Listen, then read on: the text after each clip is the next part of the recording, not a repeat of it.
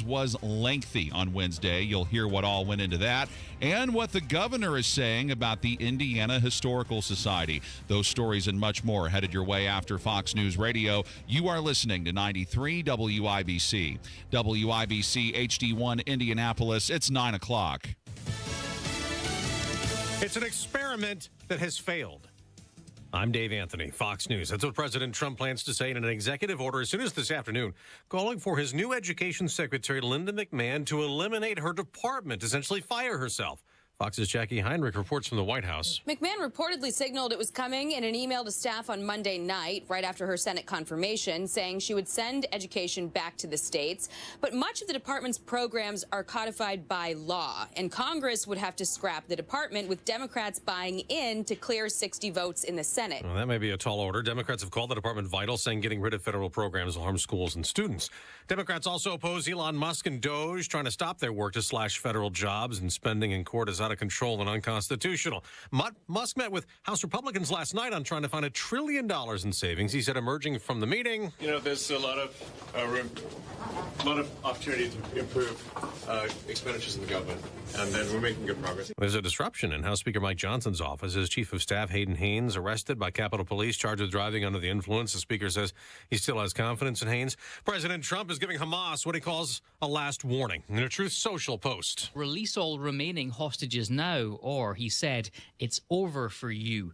Hamas, though, accuses President Trump and Israeli Prime Minister Benjamin Netanyahu of trying to back out of the ceasefire deal, restating its position that the hostages will only be set free in exchange for a lasting peace. That's Fox's Jonathan Savage. Russia has hit Ukraine with a deadly missile attack in one city, a drone assault overnight in another, after the U.S. stopped sharing intelligence with Ukraine amid contentious negotiations trying to end the war. Special U.S. envoy to Russia and Ukraine, Keith Kellogg, tells Fox. We've gone to the Ukrainians and talked to them, and we're going to continue to talk to the Ukrainians to get confidence-building measures that we can bring to the president.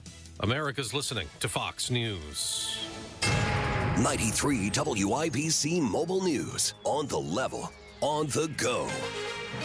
The cold with some company. Cloudy and 33 degrees in downtown Indy, but it feels like 19. I'm John Herrick. Here's what's trending at 9:02. Temperatures have been in the 30s with rain and snow, but Alex McGinnis at the National Weather Service in Indianapolis says that will change soon. Sunday will be in the 50s.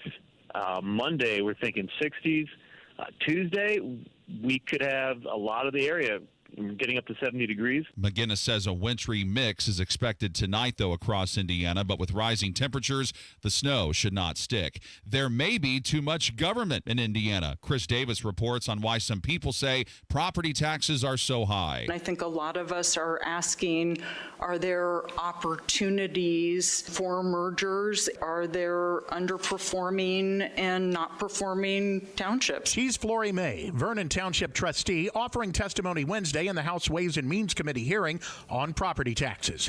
It was pointed out during that hearing that Indiana has nearly 2,400 taxing units, or separate governments, with costs for each one. It appears that some lawmakers see part of the solution to lowering your taxes as possibly merging some of those to save. No final solution yet, though. Chris Davis, 93 WIBC Mobile News. As for what you're paying for gas, Gas Buddy says the Indiana average is now $2.87. That's up 2 cents from where it was Monday. Governor Mike Braun's office says the proposed state budget before lawmakers will not force the Indiana Historical Society to give up its headquarters. The budget that has passed the House contains language that appears to terminate the state's contract with the Historical Society, as the state owns the land where the building is located, but the lease contract is through 2098. A bus company is adding daily service in Indianapolis and several other Midwest cities. Go-Go Charters will begin the routes this summer. They will include buses from Indianapolis to Columbus, Ohio, and Columbus to Cleveland, as well as Chicago to Indianapolis, Detroit, and Madison, Wisconsin. Fares are expected to start at $10 for the charter buses, which will have Wi-Fi and restrooms. With traffic now, here's Matt Baer. All right, John, looking to westbound 70 crash in the north split. It's on the ramps, and traffic is backed up to Shadelet Avenue. Also looking at Fall Creek Road, northbound lanes closed at Fall Creek Road, and 21st shut down at 465, also because of a crash. Traffic sponsored by PureTalk.com. It's time to ditch big wireless. Pure Talk gives you unlimited talk, text, and data For just $25 a month under 5G network, dial pound 250 and say keyword switch now to save 50% off your first month. I'm Matt Bear with traffic on the 5s. Follow us at WIBC Traffic. Hi, I'm Charlie Comer from Comer & Cross Premium Garage Floor Coatings. When your garage floor has stains, cracks, and pits, it makes your whole garage look bad. And a bad epoxy job looks even worse. Look, spring will be here on March 20th. For your best price of the year on your new garage floor, basement, or patio and installation this spring, please call me now at 1-800-NEW-FLOOR. Guaranteed, a Comer & Cross concrete floor coating won't chip, crack, or show tire lift like epoxy or paint ever. In one day, we make it so easy. We move your stuff out for you. We fix the cracks and pits perfectly. And apply your gleaming new Comer & Cross concrete floor in 6 stages, just in time for spring. For your best price of the year on your new garage floor, basement, or patio and installation by spring, please call me now at 1-800-NEW-FLOOR. That's 1-800-NEW-FLOOR. Or go to COMERcross.com. Go where the pros go. Drexel Interiors for 1951 cabinetry. Visit Drexel's Kitchen and Bath Design Centers at 146th and River Road, North Shadeland, or drexelin.com.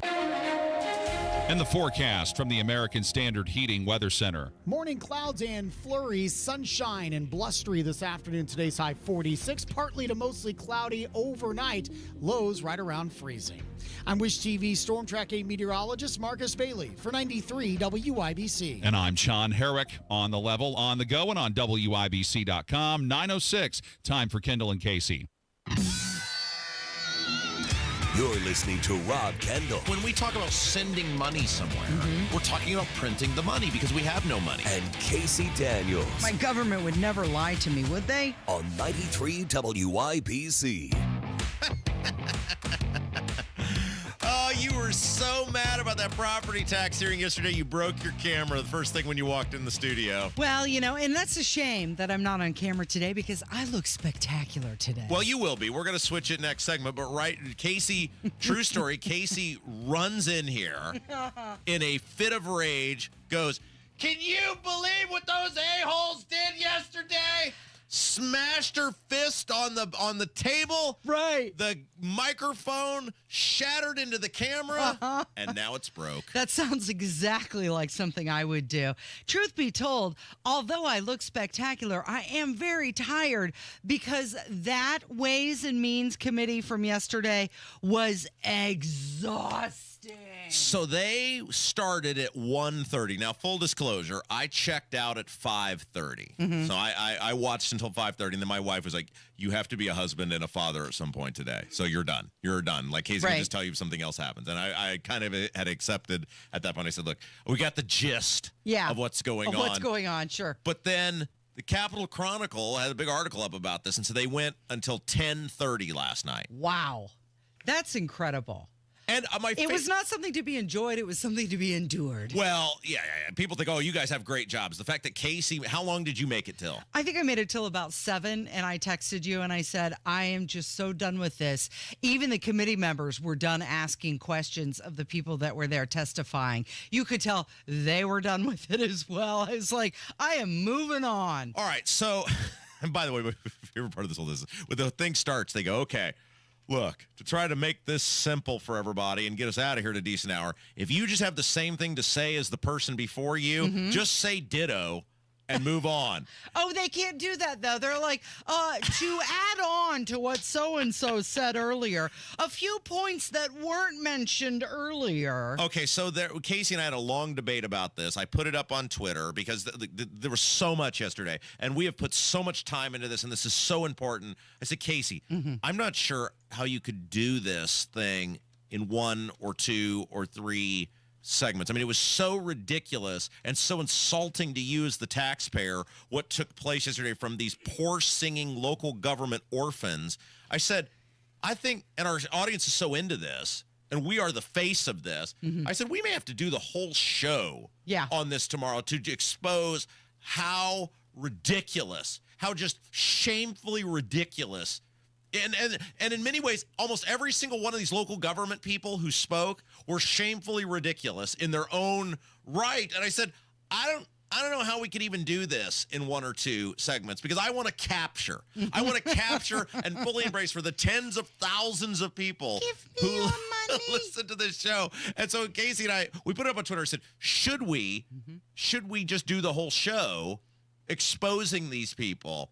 Or should we get to other stuff? And overwhelmingly people said just do the whole show exposing these people. So Okay. I don't know if we're going to do the whole show, but we want to make the point. We're going to highlight it a lot. So, okay. So one of the things that we have to put out at the very beginning is that, now again, I tuned it off at turned off 5:30. You kept watching. But when I had watched at 5:30, there was not a single person that I had seen speak against this bill who does not make money off of taxes. It's like all of these people who are getting up against you getting property tax relief are making money that I saw of you not getting property tax relief. They're all government people who are paid with taxes. Yes. So it was a bunch of school board people, librarians, you had fire territory people, you had government organizations, just everybody was paid by somebody from your tax dollars. And so we're going to go through some of the, I would say, highlights, but it's the really low lights. Sure. And we don't have audio of this specific clip. We're going to play you some of these clips throughout the show today.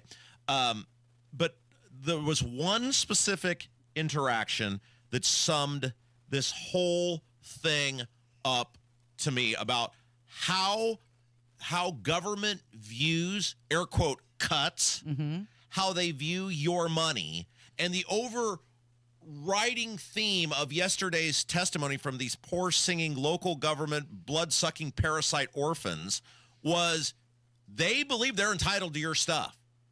They are entitled to as much of your stuff as they want, and your job is to just shut up and pay. There was not a single one of these people who, while they might have paid some lip service to pretending to care about you, that when you actually got into the meat and potatoes of what these local government people said yesterday, there's not a single one of them that actually cared about you. No. They don't care if you can stay in your home. They don't care the hard choices you got to make. They're only concerned that they don't have to make any choices.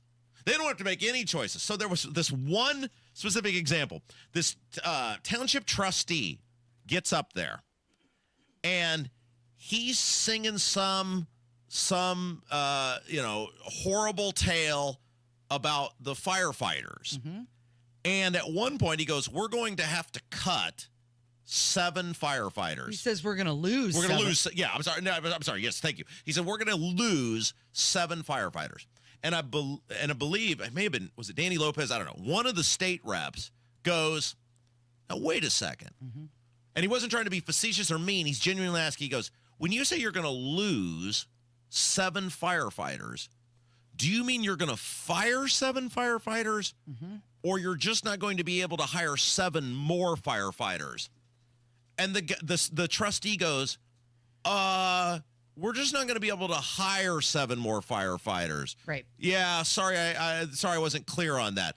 And I'm sitting there going, this is everything. So the lack of growth, right, to them means cut. You're taking stuff. If we can't grow, right, then you're taking stuff away from us. Now the problem they had yesterday is the say whatever you want about spending Sue Finkam. She's one of the smart ones, right? Like, she's one of the better ones. Most of these people in local governments, and I know I was there for many, many years, don't know their heads from their asses. They have no idea what they're doing. We're in this situation because they're bad at their jobs. And Sue got smart yesterday. I mean, I didn't see her testify. Did anybody see? Yeah, she's like, I'm not dealing with Rob Kendall again. Y'all are on your own this time. So they sent the B, well, I would say the B team. This is more at the F team. They sent the F team out there yesterday. And in addition to their story being pathetic, they're stupid. And so they didn't have good answers. And look, give these Ways and Means guys some credit. Unlike the Senate, I guess, because I don't think any of these Ways and Means guys have a financial interest in government projects like some people in the Senate did, they pushed back. Now, it made for a 10-hour, 9-hour hearing, which we'll play for you, but they pushed back. They did. And the story, when there's any amount of pushback, the story just totally falls apart. Anytime there's any sort of valid questioning to these people, the story just totally falls apart. Like with when that trustee, because think about it, if that rep hadn't asked that question, he would have got away with people thinking, oh, he's going to have to fire 7 firefighters. Right. If we don't do something or we keep this SB1 the way it is, well, they're going to have to fire firefighters. No, they're just not going to be able to hire and grow government in that community. Right. So there's one clip I want to play this segment, and then we're going to get to how embarrassing Travis Holdman was yesterday. He sounded He like... just roll out from having a nap? It was like Father Time had to be awakened from his slumber and bothered to go present this. But look, we said this from the beginning. Holdman didn't want any part of this.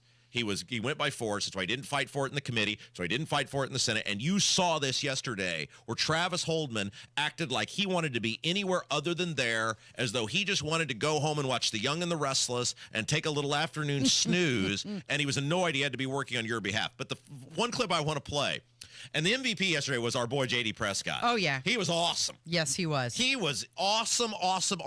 If you see or know J.D. Prescott, you give him a big thumbs up because he was great all day long. There was this guy who spoke. Was this Franklin Township Schools? It was Franklin Township Schools. And he's, what, I guess a lobbyist? Yes, he was there representing Franklin Township Schools. Okay, so some of these people who got up and spoke, they represent these organizations. Like, I'm here on behalf of I'm just making up names, the United Schools Can Never Make Any Cuts Because We Don't Want to Hold Ourselves Accountable group. Association. Right. And so they're representing all of these schools, right? This guy is just there from this one school district, and JD goes, wait, hang on just a second here. So I'm setting this up. JD asked him, he's like, are you a lobbyist for an organization, or are you just here for this school district? And he's like, I'm just here for the school district. Yeah, take a listen. Representative Prescott. Thank you, Mr. Chairman. Just to clarify, are you representing just the school corporation or an association? We're here today for just Franklin Township Community Schools. Okay, I just find that interesting because I just don't know how many school corporations can support their own lobbyist and their own COO if there's not any room to cut in their budget. Boom. Yeah. Boom. Yeah, you've got enough money to pay some dude to come. Dudes. Yes, there were multiple. Because there were 2 of them. Yeah, there were 2 of them. So you've got enough money to pay some guy to come tell you how much trouble they're going to be in if there's any property tax relief, but you don't have enough money to absorb the property tax relief? That's it exactly. All right, let's take a break, and then we're going to play these embarrassing clips of Travis Holdman. And again, I told Casey, I said, look, I've been at this, doing this business for 20, this is my 23rd year doing this. And I was racking my brain on how to do this in 1 or 2 segments. And you simply cannot capture the embarrassment of yesterday and how much these local government people actually hate you and how much they believe they're entitled to your stuff and how they will say or do just about anything to keep it in 1 or 2 segments. So that's why we put it to the people. The people said, just let it roll today, baby. Just let it roll. We will. And Travis Holdman is going to roll next on 93 WIBC. No matter where you head on your commute, Matt Bear is there. Paris. Les Champs-Élysées sont un véritable parking ce matin. Warsaw. W drodze do pracy wyjdź trochę wcześniej. Or Brazil. Temos bisbilhotice no Rio de Janeiro. Não haja como turista. Matt, these are all cities in Indiana. Oh, that makes my job easier. Making your commute easier. Matt Bear Traffic. Mornings and afternoons on 93 WIBC. Hey guys, it's Rob for We Grow Hair Indy. It's March. That means March Madness. And if you'd like to have a little March Madness with more hair on the top of your head, then consider giving a call to my friends at We Grow Hair Indy. I did it 4 years ago and glad I did every time I look in the mirror. And, we talked about this before, but one of the things that was amazing for me is how simple the whole process was. Called We Grow Hair Indy, scheduled a free consultation, went in, Darren and his guys took a look at what was going on the top of my head and then said, here's what we think might work for you. And then it was in my hands. It was up to me to make the choice. There was no hassle. There was no obligation. It was such an easy, good process. So call today, 317-522-2995. 317-522-2995. Schedule that no hassle, no obligation consultation. And in the meantime, you can see what some other folks have done and how they've got their confidence back by heading over to WeGrowHairIndy.com. Tell them Rob sent you.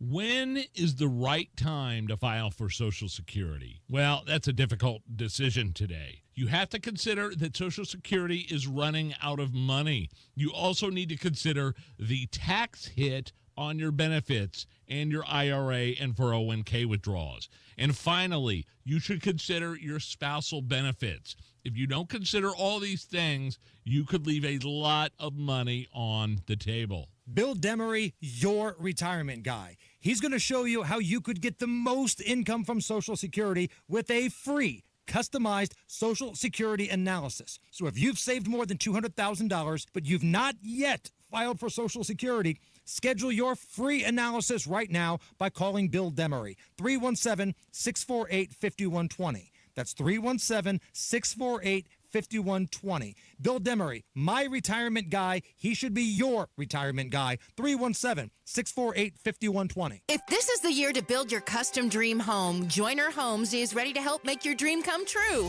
They offer the flexibility to build on your own lot, allowing you to build a home in the place you've always envisioned. A dedicated in-house team of experts will guide you through every step, offering unmatched personalization and flexibility. Joyner Homes provides clear and upfront pricing and floor plans to inspire you. There's no time like the present to get in touch with Joyner Homes to talk about your vision and learn more about their building process. Visit JoynerHomes.com. Spring is finally here, and so are spring projects. So get them started at Harbor Freight's parking lot sale. This weekend, save on products like pressure washers for $69.99, 42-inch roller cabinets for under $500, plus 30% off Hercules corded power tools. Whatever you do it for less at Harbor Freight.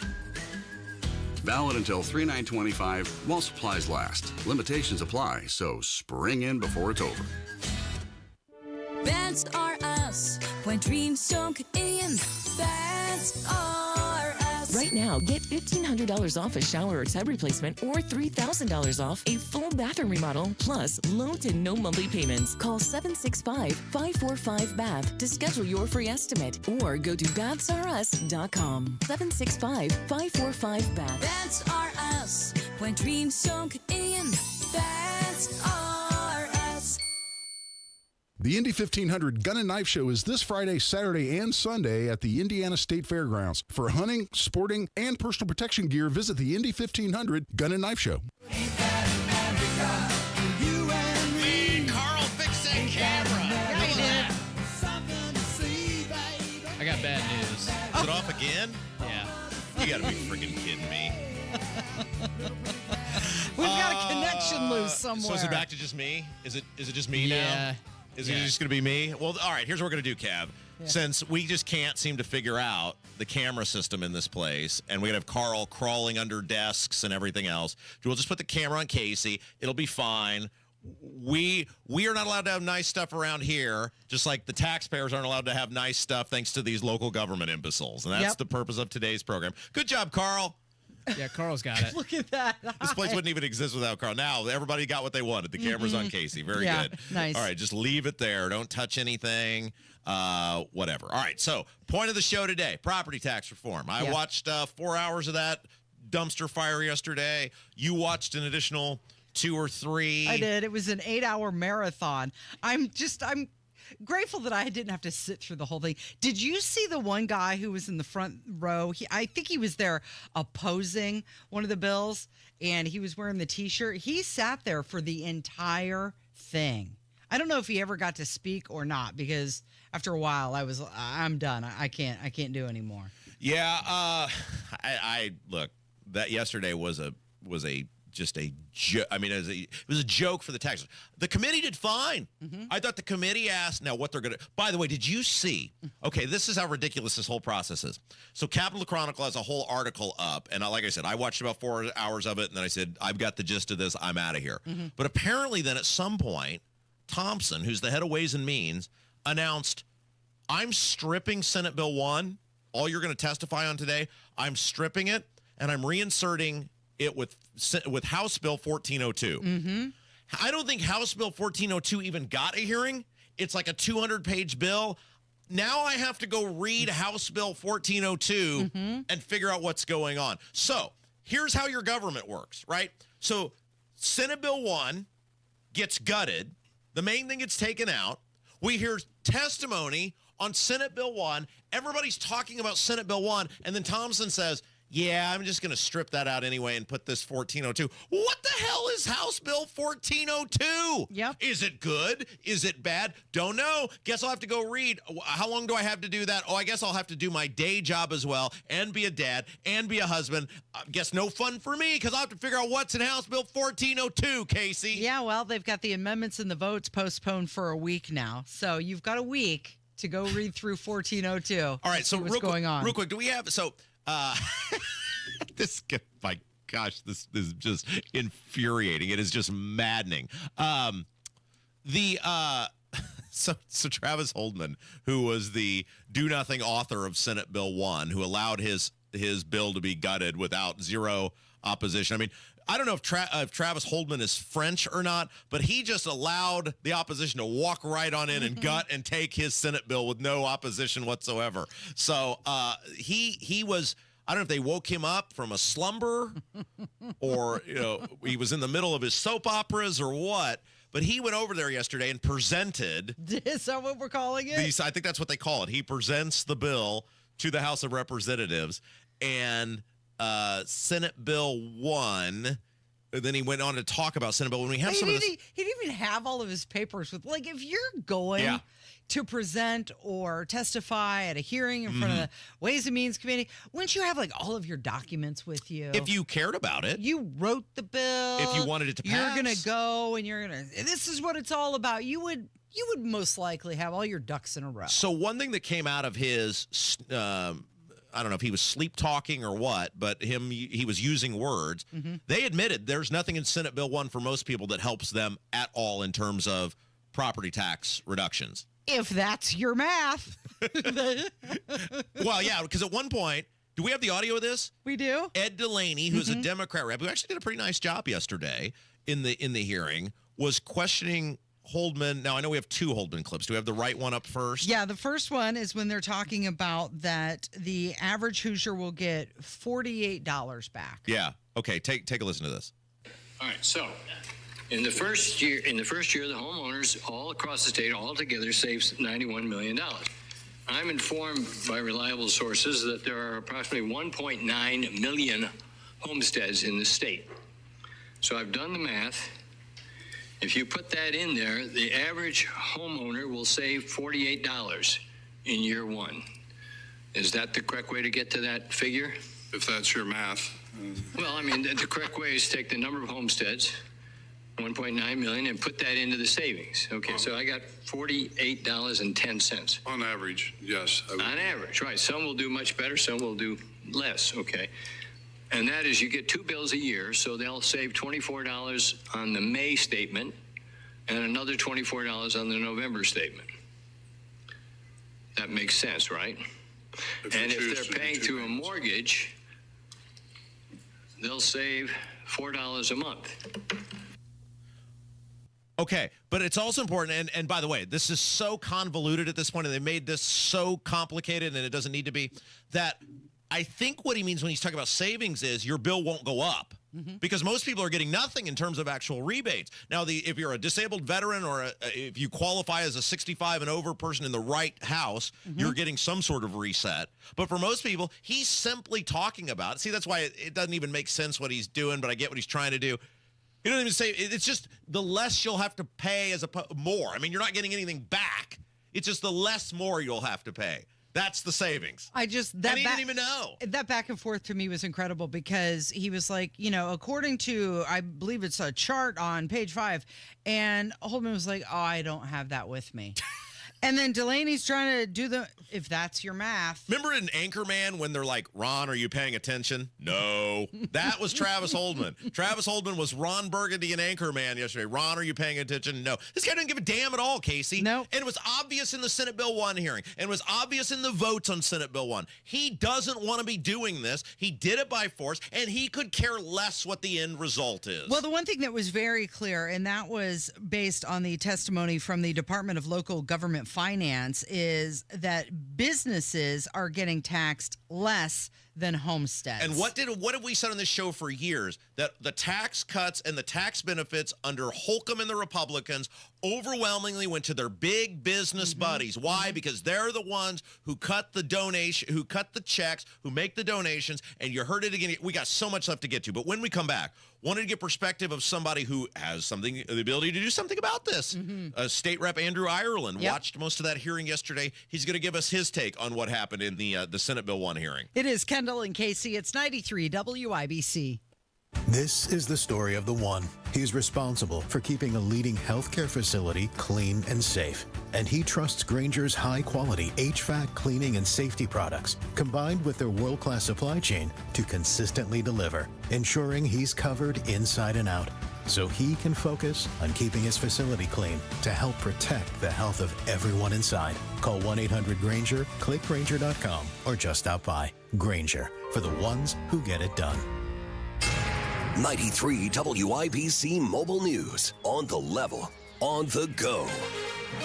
When the relief is coming, your radar is clear and it's 32 degrees in the Circle City, but the wind chill factor is 19. I'm John Herrick. Here's what's trending at 9:30.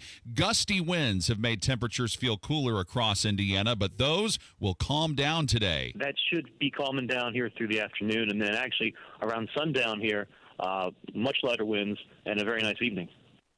That's Alex McGinnis from the National Weather Service in Indianapolis, who says temperatures will rise into the 50s and 60s this weekend. China says it's prepared to fight any type of trade war with the U.S. after President Trump enacted more tariffs on Beijing this week. The Chinese embassy in the U.S. posted on X that if war is what the U.S. wants, be in a tariff war, a trade war, or any other type of war, we're ready to fight till the end. The country has already announced that it will respond with tariffs on some U.S. goods starting next week. He's closer to breaking the record. Alex Ovechkin scored his 32nd goal of the season Wednesday night as his Washington Capitals beat the New York Rangers 3-2 in overtime. Ovechkin is now 9 goals away from tying Wayne Gretzky's record for the most goals in NHL history. And your opening bell report on 93 WIBC, brought to you by Absolute Wealth Management, LLC. Rough day for the Dow so far. It is down 417 points to 42,588. The S&P 500 is down 79 points to 5,762. And the NASDAQ has dropped 362 points so far to 18,190. I'm Sean Herrick, on the level, on the go, and on WIBC.com. Hi, this is Denny Smith for Exercise Inc. A lot of folks give up on their bodies in their 40s or 50s. Statistically, we gain 1.5 pounds every year past 50, and it's usually a tough slog to fight that. 19 years ago, I took a friend's recommendation, and I went to Exercise Inc. for one of their free consultations. Me? I didn't want to get heavy. I wanted to stay trim and in shape, and that was really a struggle. 19 years ago, I went, and 19 years later, I'm still going every week. They've helped me to reach and maintain my health and fitness goals, and they do that with specific strength training in only 20 minutes a week. You've just got to try this health and exercise approach, and the consultation is free. My guess is that, like me, you'll be skeptical for the first couple of weeks, and then it happens. You'll feel better. You'll probably lose some weight, and you'll probably look better, too. Go to Exercise Inc. today and sign up for a free consultation. Avon, Brownsburg, Zionsville, and Greenwood, now in Fishers, too. ExerciseInc.com. Spring in Indy, and if you hate to paint, do what your neighbor Don did. He called Rhino Shield. Well, the home was built in 1948. Paint on the aluminum siding was peeling, and I couldn't find anyone who would repaint it until I called Rhino Shield. Rhino Shield's better than paint, and the crew? Painted all my aluminum siding, and I've got a front porch that runs the whole length of the house, and all the pillars and everything. And once they were gone, I couldn't even tell that they were there. Visit Rhino Shield's booth at the Flower and Patio Show and learn about their 25-year transferable warranty protection. Plus, receive a free prize. Well, I've told a lot of people, do the Rhino Shield. It's really a great product, and if you don't want to paint the house, that would be the way to go. Here's Rhino Shield's Shane Smith. This offer is limited, so call me at 888-RHINO-41. That's 888-RHINO-41. Don't paint. Don't vinyl. Go Rhino! Never paint your house again. Rhino Shield. My brother never checks on Dad, or my sister won't make time to take Mom to the doctor. Are these things you've heard yourself say? This is Tina McIntosh, president of Joy's House and co-host of the Caregiver Crossing radio program. I have a caregiving tip for you. Stay tuned. Cardon & Associates offers the finest senior living options tailored to your loved one's needs. Reservations are now being accepted for new apartments at Copper Trace in Westfield. Visit cardon.com. Expressing anger or resentment toward unsupportive siblings can cause unmendable rifts in relationships. Don't try to control everyone else. You can only control yourself. The success of your caregiving journey does not rest on others. So enjoy the time with your loved one. This is your special time with them. More tips like this are available anytime at caregivercrossingradio.org. With new weekly content created by Joy's House and distributed in partnership with Network Indiana, we're an on-air and online support group for Hoosier family caregivers. Hear conversations with experts, access a library of online education, and more at caregivercrossingradio.org. Greetings from R&R Agency, your Indiana health insurance pros, and a sincere thank you to our loyal customers for helping us to another record year.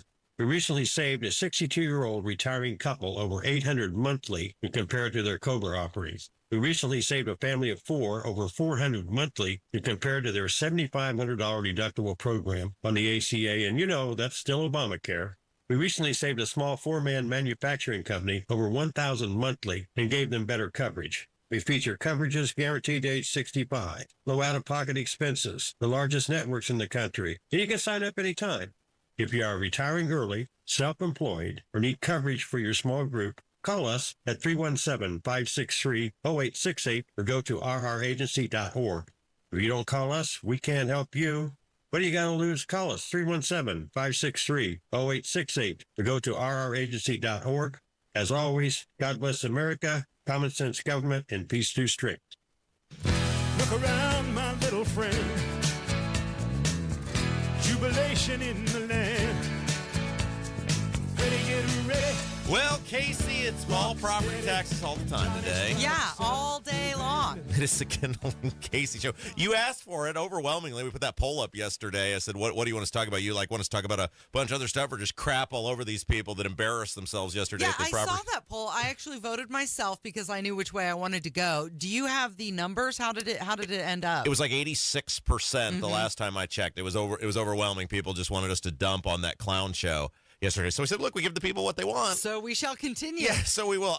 One of the guys who's not on Ways and Means, but has been a big advocate of meaningful property tax reform, the Braun plan, the reset, is our old pal Andrew Ireland, state rep, Indianapolis. He's actually going to be speaking at our big rally coming up March the 17th at 1 p.m. We'll talk about what happened yesterday. But first, Ireland, you're taking a huge career risk associating with us in public. Do you have any reservations? Well, hey, it'll be a great one-term run here. What are you going to say? What are you going to say on the 17th? Have you started putting your speech together? Oh, man, if I gave that all away now, nobody's going to show up for the speech. That's a good point, right? So it'll be you, it'll be J.D. Prescott, it'll be Craig Haggard, who represents Mooresville and part of Greenwood. So yesterday, Casey and I have talked about this. We're going to spend a lot more time, obviously, talking about it. But I'm watching this, and it's just one poor singing orphan local government sob story after another. You talk to your colleagues. Like, are they buying this bull crap? Well, I don't know about my colleagues, but I'll tell you, I'm not. I watched almost every minute of that yesterday, and I couldn't believe it.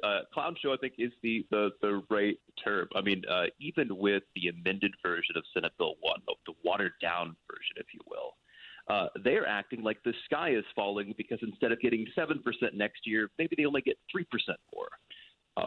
You can't look at these guys. I mean, it's crazy. You know, one of the things, and Casey and I are going to get into this more throughout the course of the day, but there was one moment, and we talked about this in the opening segment, that summed what government is up for me. So there's one of these trustees, and the guy goes, yeah, we're gonna lose 7 firefighters. And one of the reps goes, now, wait a second. You mean you're going to fire 7 firefighters, or you're not just going to be able to hire 7 firefighters? And he goes, oh, yeah, we're just not going to be able to hire 7 firefighters. And to me, that's everything government. Just because they can't do more, they view that as some sort of cut.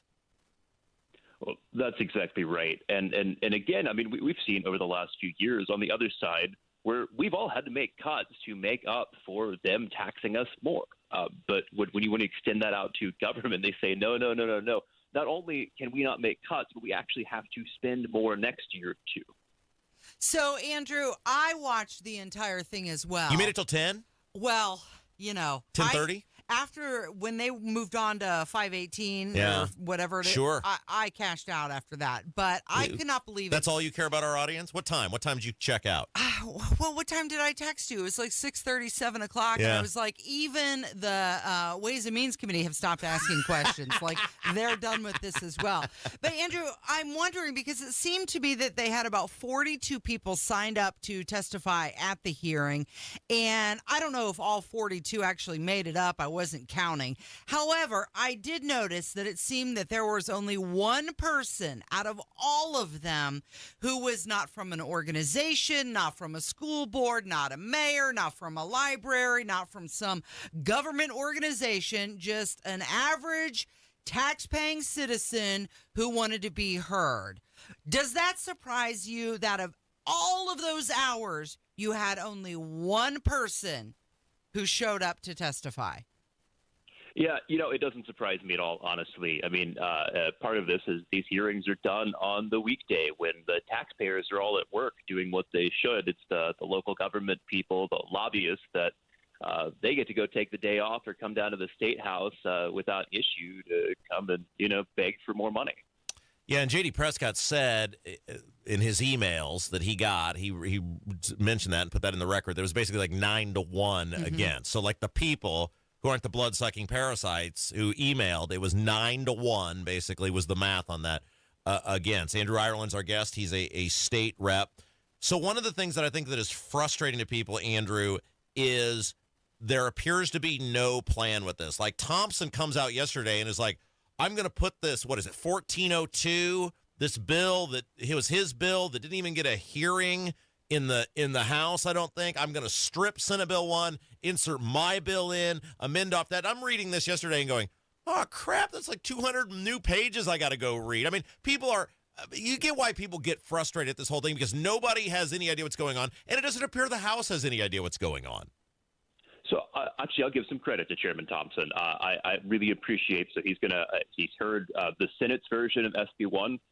He's going to have a hearing on what some of his ideas are, and not to say that is the way that they're going either. And then they're going to do at least one more hearing on any amendments that come up from the committee. So J.D. Prescott's set of amendments as well. Giving the public really a chance to weigh in on each of these different pieces and what's going on out there. Instead of just, let's hear SB 1 as the Senate did it, stick a bunch of amendments in, and, the next day and stick it on the floor and get it done. At least being deliberative and inviting people in to bring their ideas in and try to get this right. Yeah, but I mean, you get I now got to go read. I didn't even know this bill was a thing because I don't think it even got a hearing. There's a gajillion of these bills. It's hard enough to keep up with the ones that are the main ones. Now I got to go read House Bill 1402. Hey, Rob, what are you doing tonight? Are you being a parent? Are you being a husband? No, I'm reading House Bill 1402 to inform my audience. Like, this is an exhausting process, Andrew. It is. Trust me. I have been reading a lot of these long bills. It definitely takes some time. But again, my sincere hope is that through that, we're going to get a better bill than what we've got right now. Now, after the Ways and Means hearing yesterday on SB 1, what happens next? Give us a little insider trading of what goes on in the House. What's the next step? So, I mean, Ways and Means still has the baby for now, right? So they're going to get a chance to amend it in the way they see fit. Ultimately, they're going to, vote for a version of SB 1 that has, everything that committee wants. They send it to us, and then it gives the full House a chance for readings, second reading amendments. So we'll get our chance to make our amendments as well on the floor, and then ultimately we'll have a third reading where we're going to vote up or down whether or not we want to move forward with that version of the bill. And then even once that's done, then it goes back over to a conference committee. So we have to go and work through that with the Senate and see what the Senate colleagues agree with and don't. Do you have any sort of timetable? Like we've got the rally coming up on Monday, March 17th. Where will that fall into the itinerary of getting this bill passed or not passed or changed, amended, whatever? So my guess is that we will still be in committee at that point with this bill. So it won't be on the floor quite yet. All right, before we let you go, Andrew Ireland, our guest state rep, he'll be speaking at a rally March the 17th. You know, it's easy for us to say, hey, you got to show up, you got to come to this thing, it'll make a difference. Can you speak from a lawmaker perspective on the difference people might be able to make if they come to that rally on March the 17th at 1 p.m.? Well, I think it makes a huge difference. I mean, making your voice heard is really important right now. And keep calling, keep sending emails too. I'll tell you that our phone is blown up. My email is blown up. And I appreciate it because I read every single email that we get. I think it's really helpful when you do it. So please come out on March the 17th. Andrew Ireland, one of the good guys over there in the House of Representatives. Thanks for taking a few moments to give us your perspective on that wild and wacky 9-hour endeavor yesterday. We appreciate you. Thank you. Appreciate you both. Yeah, it is Kendall and Casey. It's 93 WIBC. Hammer and Nigel show, 3 o'clock this afternoon. Tell your friends. Nobody has more fun on the radio than we do. Rob Kendall's going to go off the rails, the latest on property taxes, and the biggest stories of the day. Whether you're preparing for retirement, navigating a life transition, or simply wondering if you're on the right path, Howard Bailey Financial is here to help. Together, we'll work on a personalized plan designed to bring greater clarity to your goals and help you approach decisions with confidence. It's not just about numbers, it's about the life you want to lead and the legacy you want to leave behind. With over 20 years of experience, Howard Bailey Financial has been dedicated to guiding individuals as they work toward taking control of their financial future and finding peace of mind. Text PATH to 888-262-1104 to download a free retirement toolkit and start planning for the retirement you've dreamed of. Howard Bailey Financial, helping you turn hope into a plan and dreams into reality. Howard Bailey Securities, LLC is an independent financial services firm and uses a variety of different investment strategies. Please see disclosures at howardbailey.com. Meanwhile, at Xfinity. So, influencer life going well? Oh, yeah. I'm up to 32 followers. Oh, that's something. Yeah, posting my tap dancing videos is easier than ever because we engineered Xfinity Internet with 99.99% network reliability. Plus, Xfinity Mobile with Wi-Fi Power Boost gives you ultra-fast Wi-Fi at home and on the go. But wait, tap dancing? You don't tap dance. Hey, what I lack in skill, I make up with passion. Do more of what you love and love how fast you do it with Xfinity Internet and mobile. Through April 17th, get 300 megabit Xfinity Internet and one unlimited mobile line together for $30 a month for 1 year and save over $1,000 in your first year versus other major carriers. Plus, ask how to get iPhone 16e on us. Learn more at Xfinity.com. Requires paperless billing and autopay with stored bank account. Restrictions apply. Equipment tax and fees extra. After promo, regular rates apply. Actual speeds vary. Savings compared to Verizon 5G Internet plus one unlimited welcome line and AT&T Internet 300 plus one unlimited starter SL line. Xfinity Internet required. Actual savings vary. Garage door problems? Call today for service today. Garage Doors of Indianapolis services all makes of garage doors 24 hours a day, 7 days a week. Call today for service today. 875-4577. Call today for service today. Get it fixed right now. Call Garage Doors of Indianapolis at 875-4577 or visit doorstoday.com. In the morning, call 875-4577. Service today. Today. This is the story of the one. He's responsible for keeping a leading healthcare facility clean and safe. And he trusts Grainger's high-quality HVAC cleaning and safety products, combined with their world-class supply chain, to consistently deliver, ensuring he's covered inside and out, so he can focus on keeping his facility clean to help protect the health of everyone inside. Call 1-800-GRAINGER, click Grainger.com, or just stop by. Grainger, for the ones who get it done. Here's a real-life story that affects 50% of all of us out there. It's called divorce.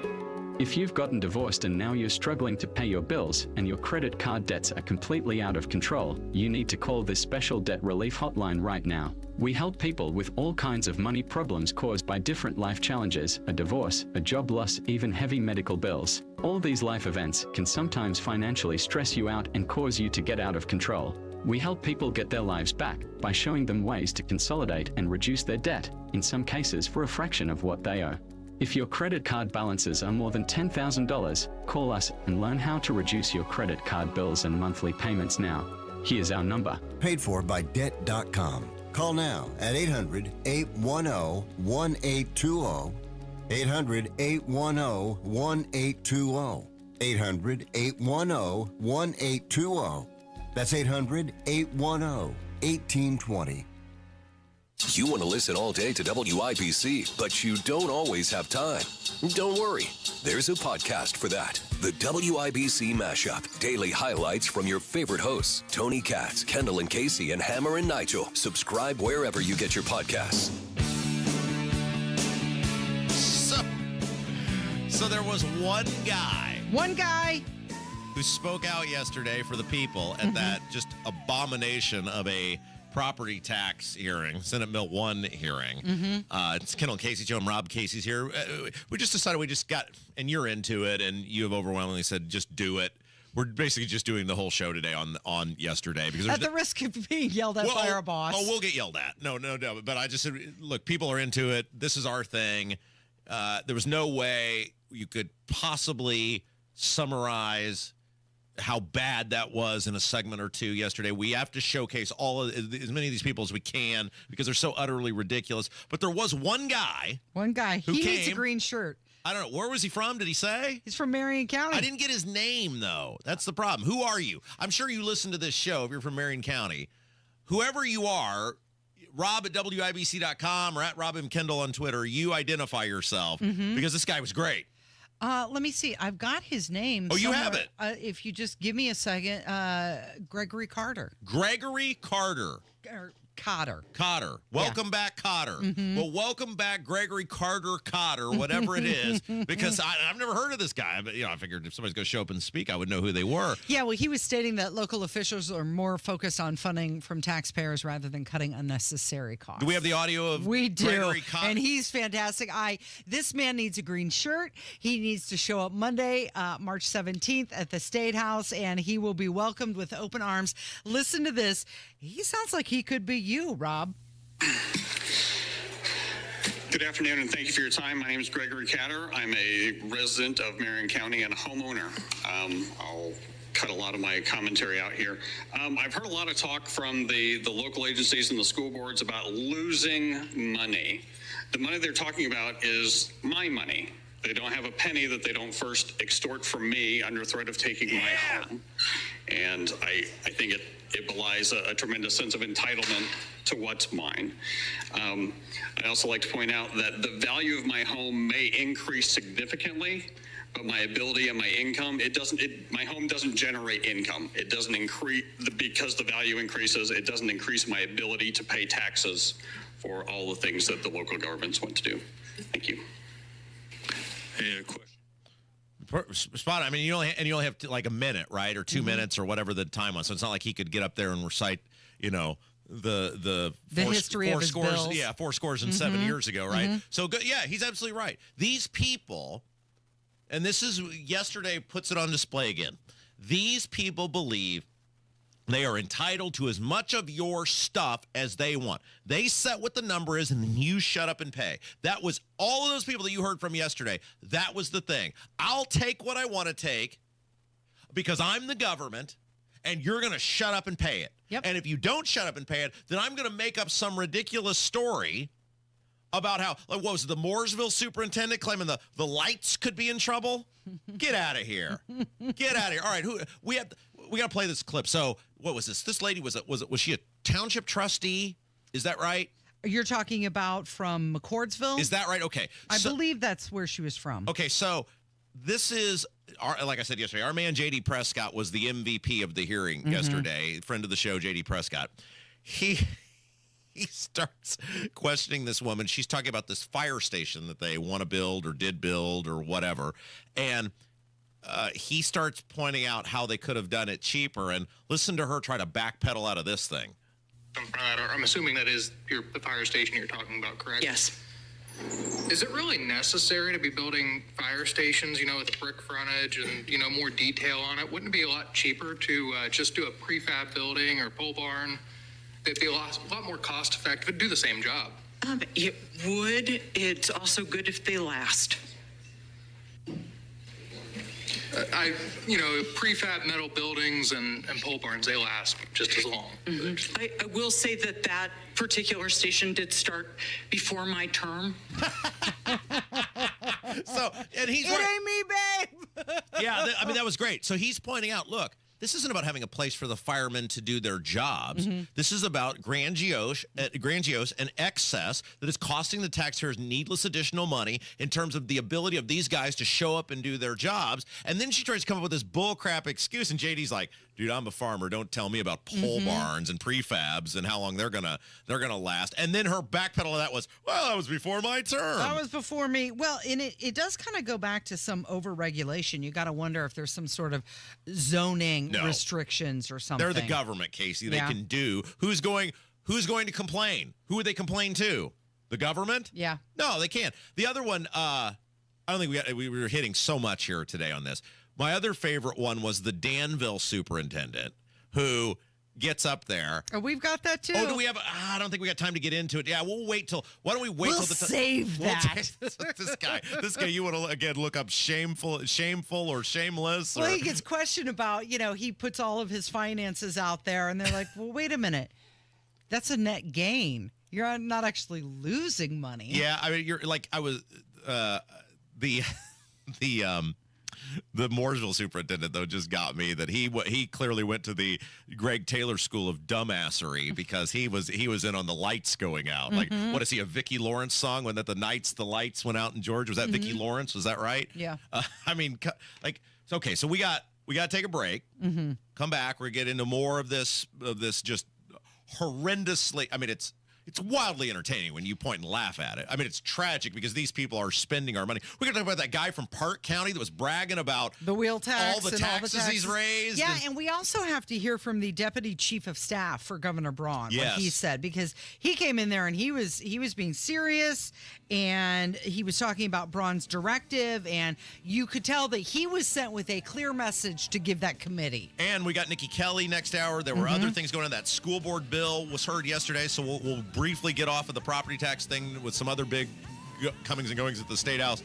Go ahead. Take us to break. Oh, it is Kendall and Casey. It's 93 WIBC. Good morning.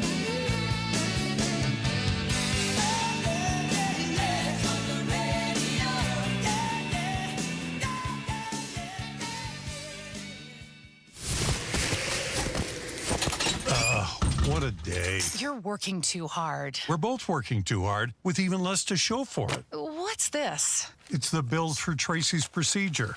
This is outrageous. I know. And Mom just said her prescriptions went up again. How can working people afford this? These medical bills are crushing our finances, and these hospitals and insurance groups are making record profits. I read Indiana has the 9th highest healthcare costs in the nation, and prescription drug costs are out of control. That's why I voted for Mike Braun. He has a plan to reform Indiana's broken healthcare system. Braun's plan calls for billing transparency, increased access, and lower costs for all Hoosiers. I hear you. It's good to know help is on the way. Mike Braun's plan will offer real relief for our family budget. Sign the petition for Braun's healthcare plan at HoosierHope.org. Join Mike Braun's fight for healthcare reform today. Paid for by HoosierHope.org. Cold weather brings hot savings at Tom Roush Lincoln. Select 2024 Lincoln Navigators now $12,000 off and get 0% for 72 months. How about an all-new 2024 Lincoln Nautilus now $6,000 off with rates starting at 4.9% for 60 months. So get in on those hot savings at Tom Roush Lincoln in Fishers. Lincoln Navigator MSRP 104,825. Lincoln Nautilus MSRP 61,695. Offers good through March 31st, 2025. Subject to credit approval. See dealer for complete offer details. I'm Rick Julius, a partner at Cordell & Cordell. For over 3 decades, Cordell & Cordell has been on the front lines of family law. Divorce is more than just a legal process. It's a life-changing event that can impact your future, finances, and your relationship with your children. You've worked hard to build a life that you're proud of, and you deserve a legal partner who will work just as hard to protect it. Schedule an appointment with one of Cordell & Cordell's Indianapolis area attorneys. 101 West Ohio Street, Suite 1250, Indianapolis, Indiana 46204. I'll say this. There are no entries in the Hoops Fan Hall of Fame who didn't show up to the game. Yes, you in the back. Professor, March Madness is coming to Indianapolis. Are we ready? You prepared to bring the fire? Give it 110 from tip to the final buzzer? Oh, you're ready. The NCAA Sweet 16 and Elite 8, March 28th and 30th in Indianapolis. Buy your seats today at ncaa.com/MVB tickets. Class dismissed. Sometimes I struggle to get to sleep. My body stopped for the day, but my mind is still running. So I take ZzzQuil. ZzzQuil, the world's #1 sleep aid brand, has a range of non-habit-forming products to fit you and your family's needs. Invest in a great night's sleep for the best you tomorrow. I'm awake and ready to take on anything. Better days start with ZzzQuil nights. Explore our products at ZzzQuil.com. Use as directed. Keep out of reach of children. Coming up in 2 minutes from the Technology Recycler Studios, what Indiana's weather will do next and how it could affect your weekend, what lawmakers are considering doing with your property taxes, and why Greek life at Indiana University is having to put parties on hold. Those stories and much more coming up after Fox News Radio at the top of the hour. You are listening to 93 WIBC. WIBC HD1 Indianapolis, it's 10 o'clock. House Republicans want to punish a Democrat. I'm Dave Anthony, Fox News, readying a vote soon this morning to censure Congressman Al Green for what happened Tuesday night. Mr. Green, take your seat. Take your seat, sir. But the Democrat did not. Take your seat. Shouting at President Trump, waving his cane, disrupting the primetime TV address. So Green was escorted out, and then he said afterward it was worth whatever the consequences are. This is a matter of principle. This is a matter of conscience. There are people suffering in this country because they don't have health care. Also in the House, Speaker Mike Johnson said this morning they're closer to a plan to fund the government and avert a shutdown. Scheduled probably on Tuesday. Hard to hear him there, but he's hoping for a Tuesday vote ahead of a March 14th funding deadline. Last night, Elon Musk met with House Republicans on Doge's work that Democrats call unconstitutional to slash federal jobs and spending. And amid reports of big layoffs looming at the Department of Veterans Affairs, GOP Congressman Derek Van Orden says, I expressed very clearly the concerns of our veterans community. And Mr. Musk was explicitly clear that we will make sure that we have no degradation of the benefits for our veterans that they have earned. Now to the White House, where Fox's Jackie Heinrich reports President Trump keeps pushing to get rid of a cabinet agency he says is an experiment that's failed. According to the Wall Street Journal, the president could issue that executive order as early as today, directing Education Secretary Linda McMahon to, quote, take all necessary steps to facilitate the closure of the Education Department based on the maximum extent appropriate and permitted by law. It's something the president has been angling for since his first days in office. Congress would have to agree, but Democrats oppose getting rid of the department, could block that in the Senate. The president's also warned Hamas in a Truth Social post if they don't release the remaining hostages in Gaza, it's over. He'd send Israel everything it needs to finish the job, warning militants to leave Gaza while they have a chance. America's listening to Fox News. 93 WIBC Mobile News. On the level, on the go. As March moves forward, winter's grip loosens. It's cloudy and 33 degrees in downtown Indy, but it feels like 18 with the wind chill. I'm John Herrick. Here's what's trending at 10:02. Alex McGinnis from the National Weather Service in Indianapolis explains when warmer weather will stick around. I don't think that the cold, below freezing temperatures are done yet, but we are thinking that a good chunk of March here, going into next week and maybe even the week thereafter should probably be above normal. McGinnis says a wintry mix is expected tonight across Indiana, but a warmer weekend is on the way. Every one of the nearly 2,400 local governments in Indiana has costs associated with it, and some lawmakers feel that's one reason your property taxes have gotten so high. We all want everybody to have good public safety, right? So how do we work together and partner? But how do we also make sure that we're delivering services at the local level? Vernon Township trustee Flory May offering testimony to the House Ways and Means Committee Wednesday. Some of those representatives are indicating that they believe merging some townships may be part of the solution to bringing property tax costs down. All fraternity and sorority social events are stopping at IU in Bloomington until March 24th. The IU Interfraternity Council and Panhellenic Association says they've been noticing issues regarding health and safety. IU police say some people have reported having their drinks tampered with at parties, while another person says a full beverage can was thrown at their head. Hundreds of Hoosiers die from drug overdoses every year, but a new way to fight addiction is now available to the public. Matt Baer tells you more. Say hi to Kate, the newest weapon in the war on addiction. Kate is a huge online platform that will provide us fact-based resources on the disease of addiction. She debuts today, courtesy of Overdose Lifeline, Justin Phillips is the founder and CEO. She says Kate is confidential, and that helps with honest information. Very simple things that we are afraid to speak because we don't want to be judged. So Kate is that source to help point people to true facts. OverdoseLifeline.org is where you can find Kate. Matt Bear, 93 WIBC, Mobile News. And I'm Sean Herrick on the level, on the go, and on WIBC.com. WIBC News Time, 10:04. Kendall and Casey coming back in 1 minute. It's like being trapped in a cage. And I know, that sounds dramatic, but your breathing triangle problem has got you trapped. And once you're freed, you're going to be able to live the life that you're missing out on. Now, this can simply mean experiencing the true pleasure of breathing freely. It will mean better sleep and more energy. And the worry of this problem any more affecting your life is going to be gone. Because in almost every case, when Advent has solved a breathing triangle problem, it's a one and done. Because we're not in the business of delivering Band-Aids. We want to fix your nasal breathing problem for good. We don't want you to be a lifelong patient. We want you to be our next success story. Isn't it time you break free from that cage? Take the next step. Go to adventknows.com to schedule your appointment because Advent knows when you breathe well, you live better. Breathe well with simple solutions.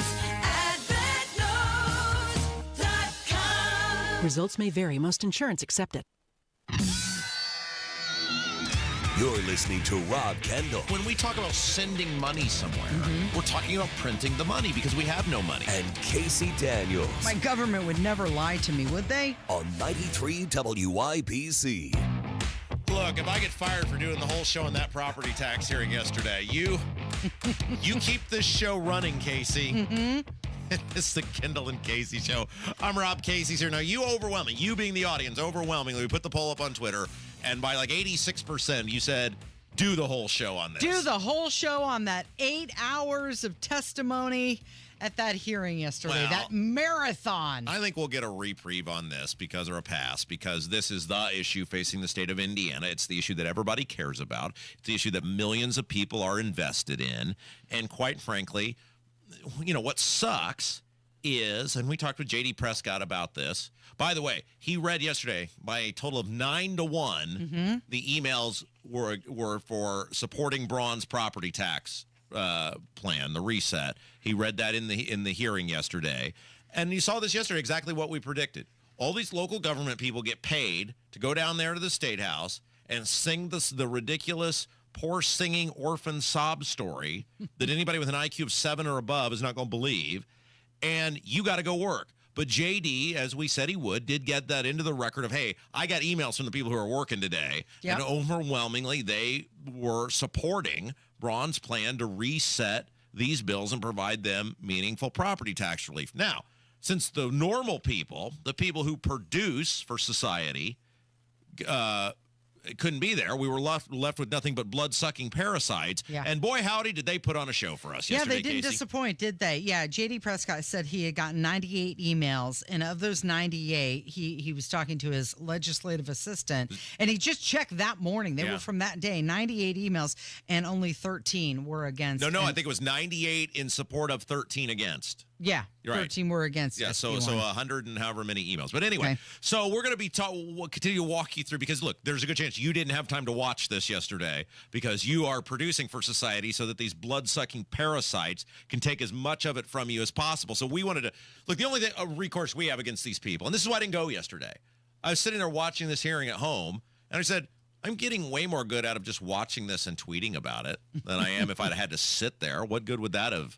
What good would that have done? And then the only public shaming is the only recourse we have right now until these lawmakers step up and do the right thing. And we have to publicly shame these people who behaved yesterday in an utterly ridiculous manner. Now, do we have the audio from the Park County guy? We do. Okay, so it's number 8, Kevin. So one of the things, this is a very, very odd thing, is that the argument is, well, if we reform the property tax, you've got other ways to raise taxes. This is the one thing, like with the Braun people, that I don't agree with. What they're basically saying, like, you have more tools in your toolbox. You don't have to rely on property taxes. No, the premise should be these people are out of control.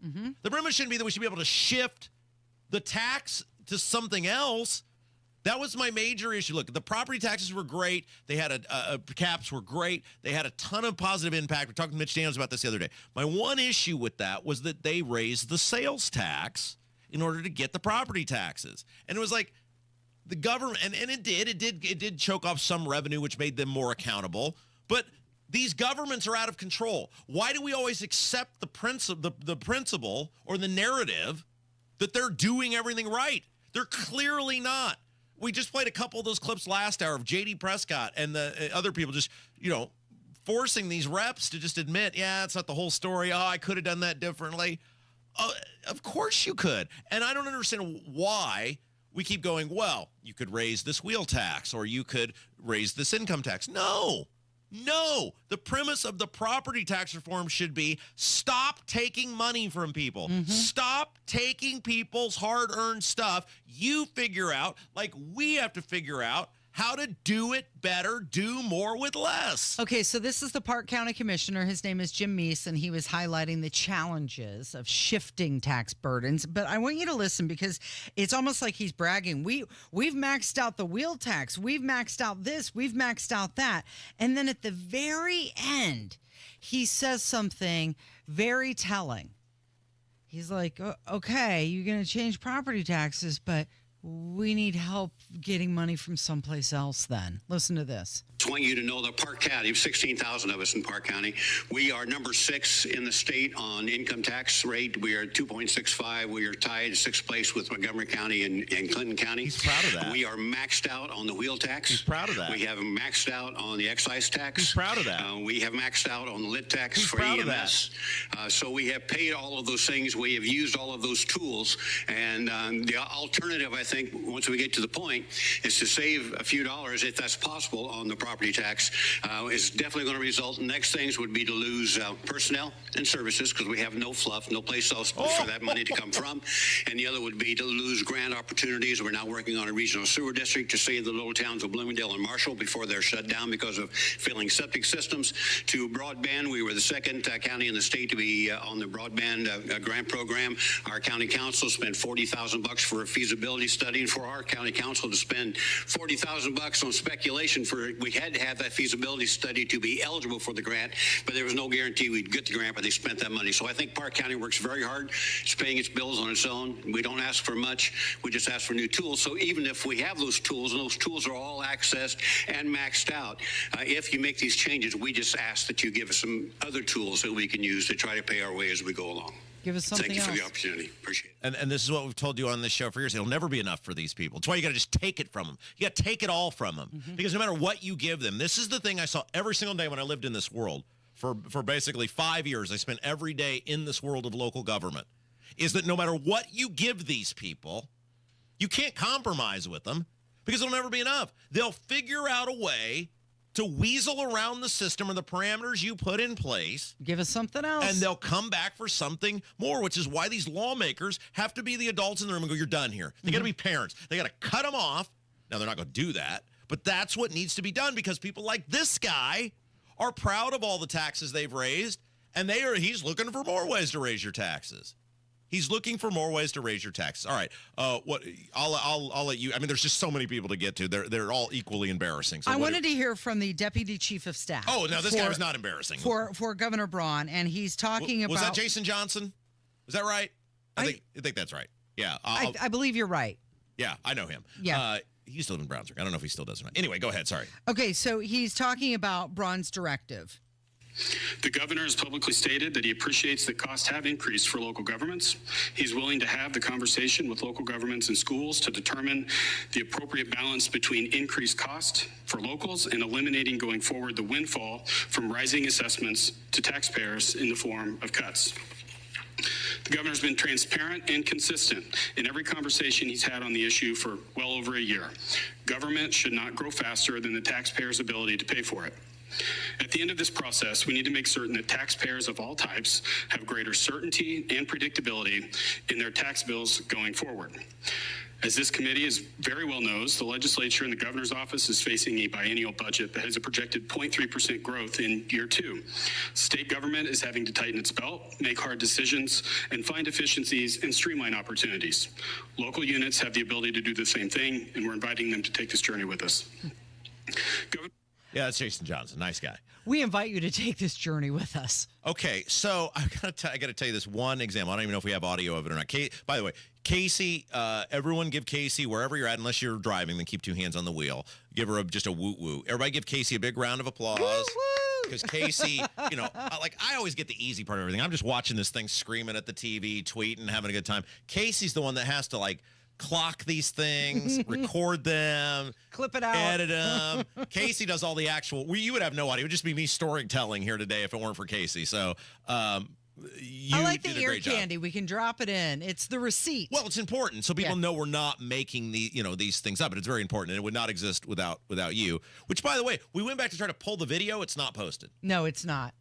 Because I wanted to get that clip of that trustee from the Lafayette area who was talking about how he was going to lose 7 firefighters. Yeah.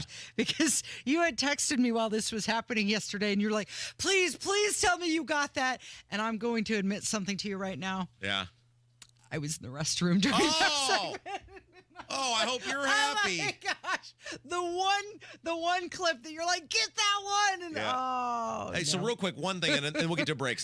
We got to talk to Nikki Kelly about some other things that happened yesterday at the State House. But so the Danville superintendent gets up there, and he's doing this, the same sob story that all these other superintendents. Won't somebody think of the children?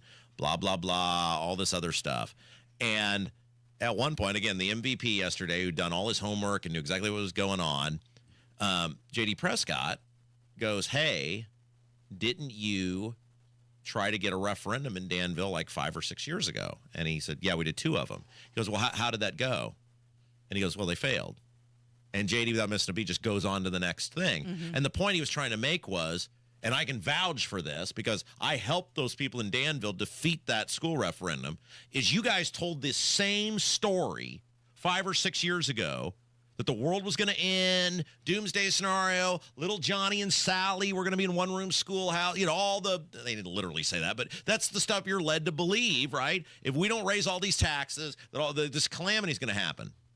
And the referendums were defeated, and Danville schools is doing just fine. The same way as in 2015, when the superintendent in Brownsburg said kids could be at risk of an active shooter in the hallways if we didn't raise taxes by $100 million. The referendum failed.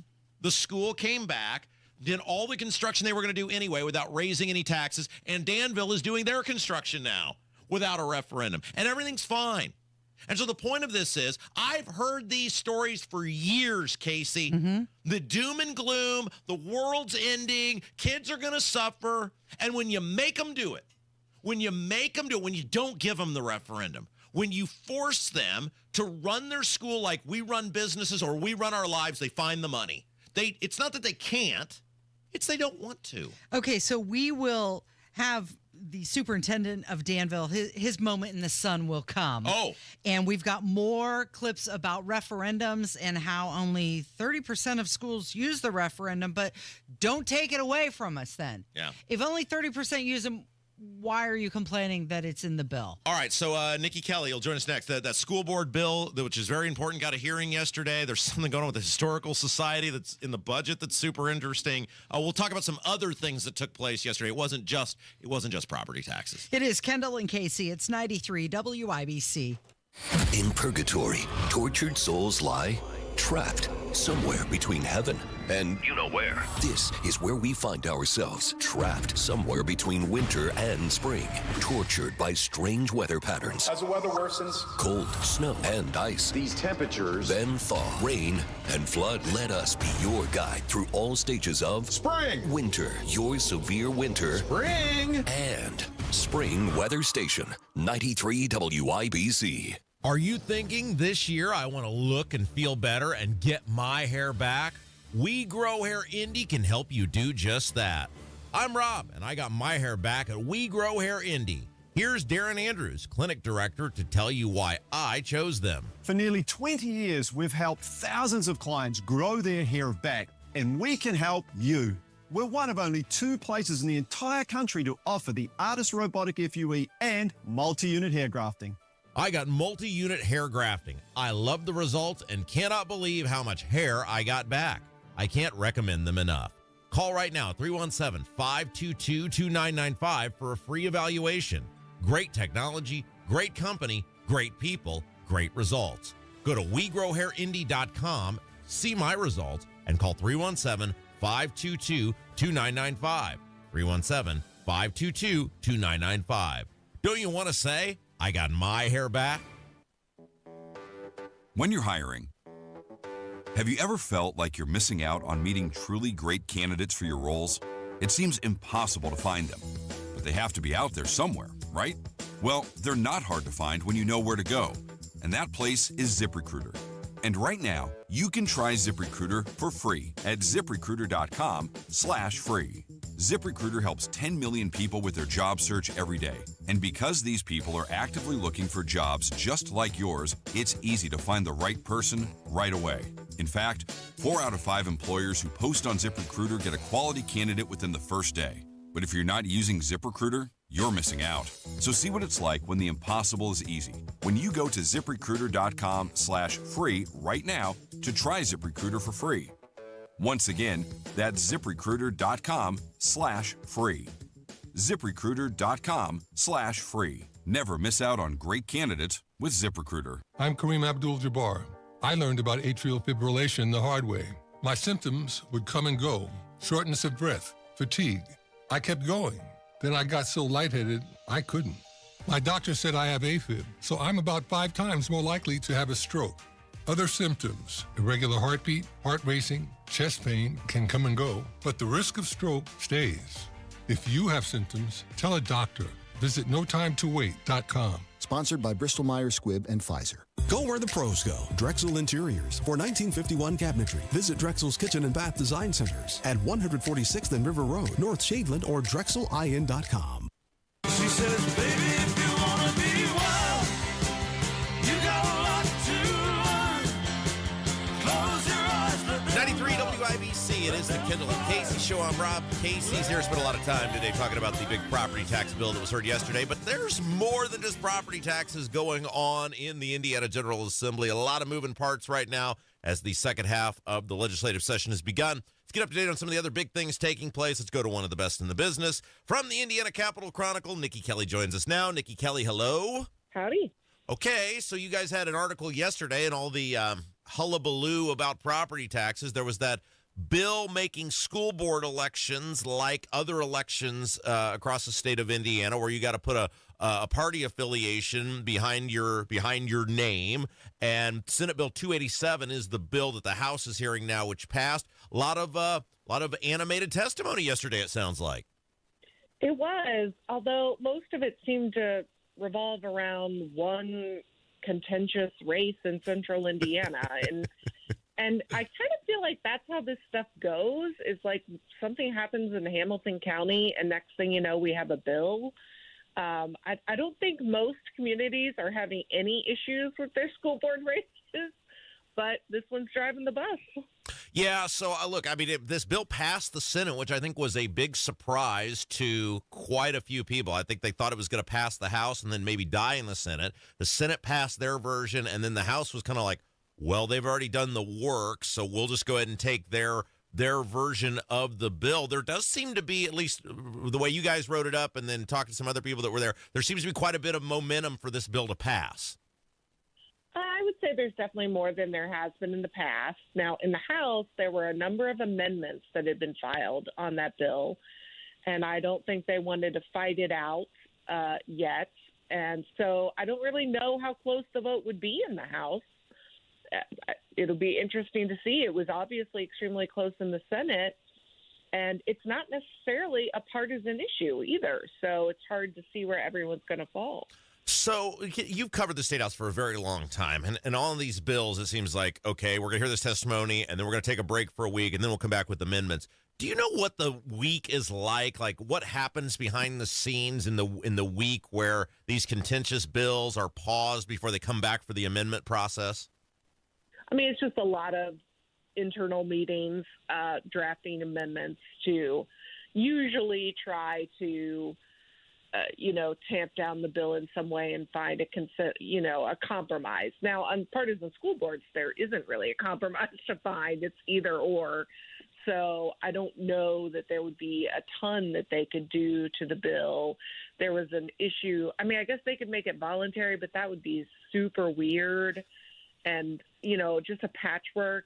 Some people would get to vote on, in the primaries on their school boards. Some wouldn't. It would be odd. So, but that's technically a possibility. We spent a lot of time on the property tax bill today, so I don't want to take up a bunch of your time on this, but I know you guys did have a big article up there about it. And you know what was interesting? I watched, I guess it was still going at 10 o'clock. Is that right?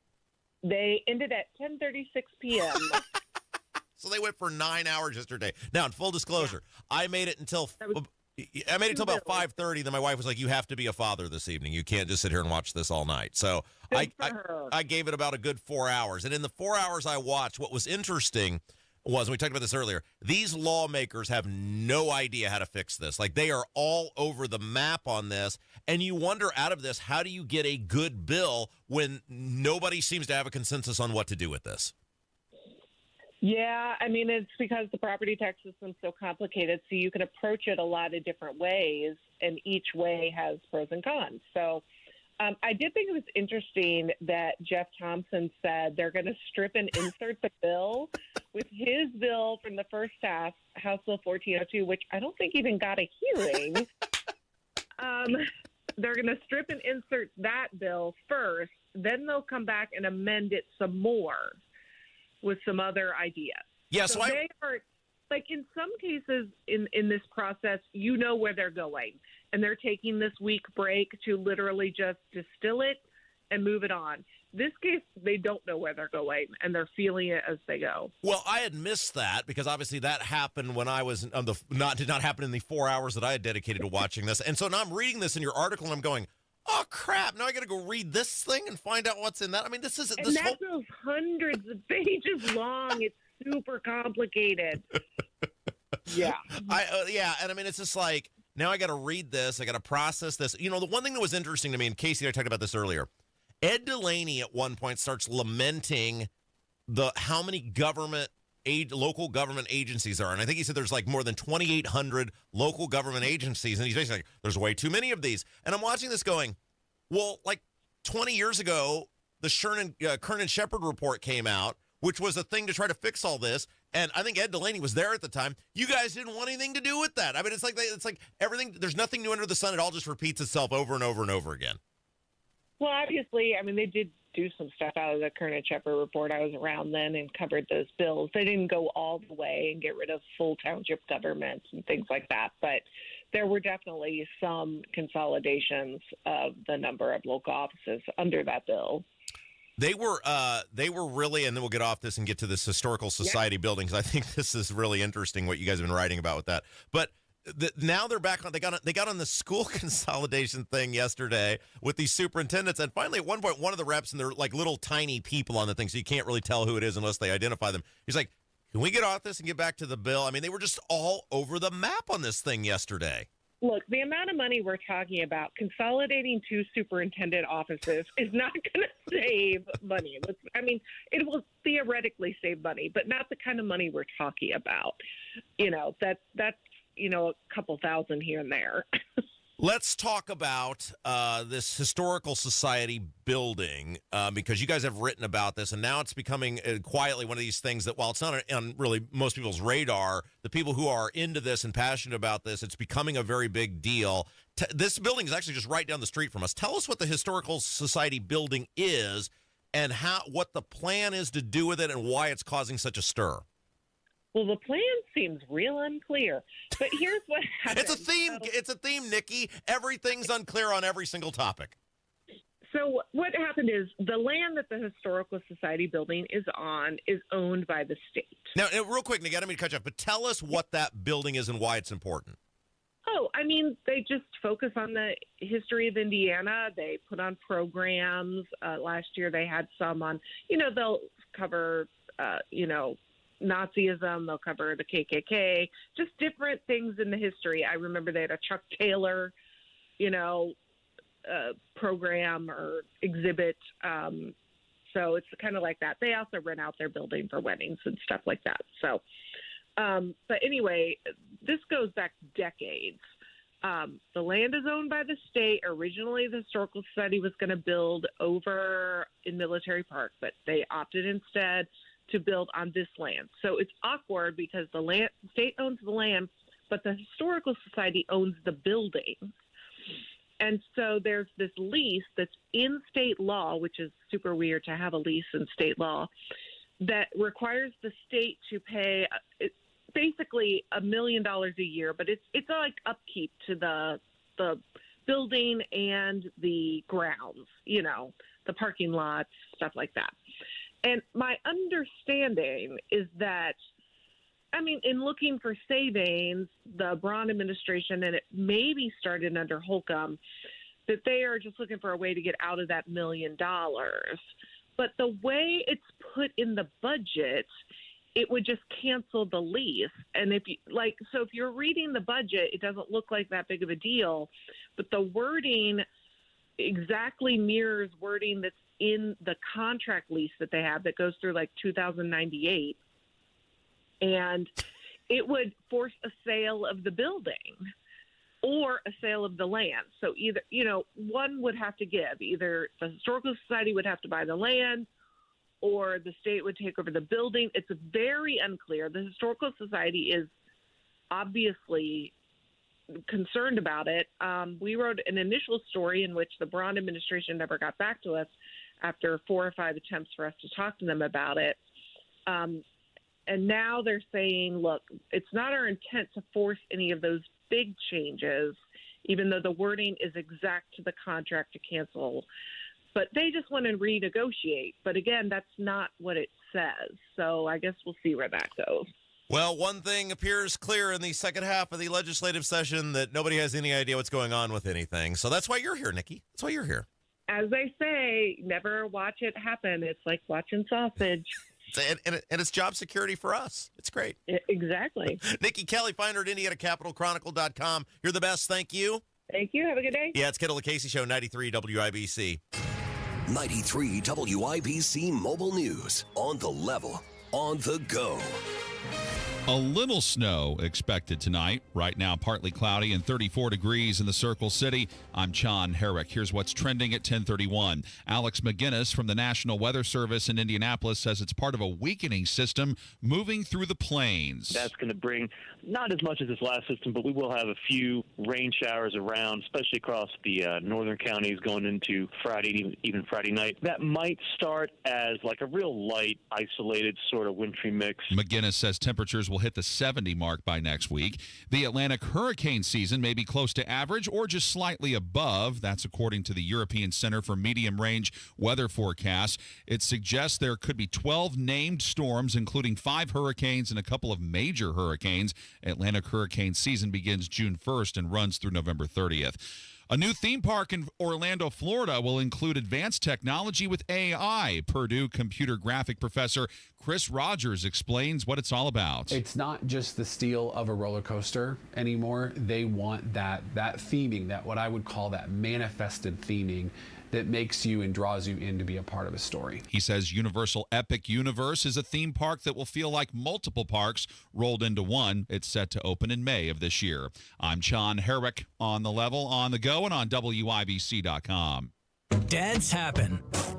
There's a whole lot of stuff that can mess up the look of your vehicle. Don't paint your car. Go PDR with Kill Dent Removal.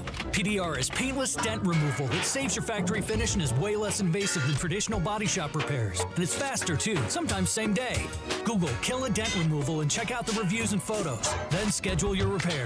Hail baseballs, kids, fender benders, shopping carts, flying cows, angry X's, and anything else that leaves dents. Don't paint your car. Go PDR with Kill Dent Removal. Guy Relford here. Time again for the Indy 1500 Gun and Knife Show this coming weekend at the State Fairgrounds, Friday, Saturday, and Sunday. There's never been a more important time to exercise our rights as true Americans. It's the Indy 1500 Gun and Knife Show. See the best in sporting, hunting, and personal protection gear, plus great displays of Americana. Come see us this weekend at the Indy 1500 Gun and Knife Show, Friday 2 to 7, Saturday 9 to 6, and Sunday 9 to 4. It's the Indy 1500 Gun and Knife Show. See you there. You still thinking job change in the new year? Yeah, I need something that's in high demand and more stable in this economy. IT? Yeah, cybersecurity, maybe even AI. That's what I did. Really? How? Went to My Computer Career. You don't need any prior experience, and you could start your new career in a matter of months. A lot of IT pros go to school there, too, to level up. Sweet. Are classes online or on campus? Both. Wow, I'll check it out. Thanks. Make this your year. Take the free career evaluation now at mycomputercareer.edu. Financial aid is available for qualified students. Discover cancer care that empowers you at Community Health Network MD Anderson Cancer Center, with leading-edge treatment options right in your backyard. I feel blessed and lucky. If I knew someone that was going through what I was going through, I would definitely encourage them to participate in a clinical trial. For me, it was life-changing. Learn more at ecommunity.com/cancer. Sometimes I struggle to get to sleep. My body stopped for the day, but my mind is still running. So I take ZQuil. ZQuil, the world's #1 sleep aid brand, has a range of non-habit-forming products to fit you and your family's needs. Invest in a great night's sleep for the best you tomorrow. I'm awake and ready to take on anything. Better days start with ZQuil nights. Explore our products at ZQuil.com. Use as directed. Keep out of reach of children. Inside Indiana Business Radio, the news you need to get ahead. Indiana's business news leader, weekdays at 6:32 a.m. and 5:56 p.m. on WIBC. You're listening to the Kendall and Casey Show on 93 WIBC. It's time to hear from you. Kendall and Casey present voicemails.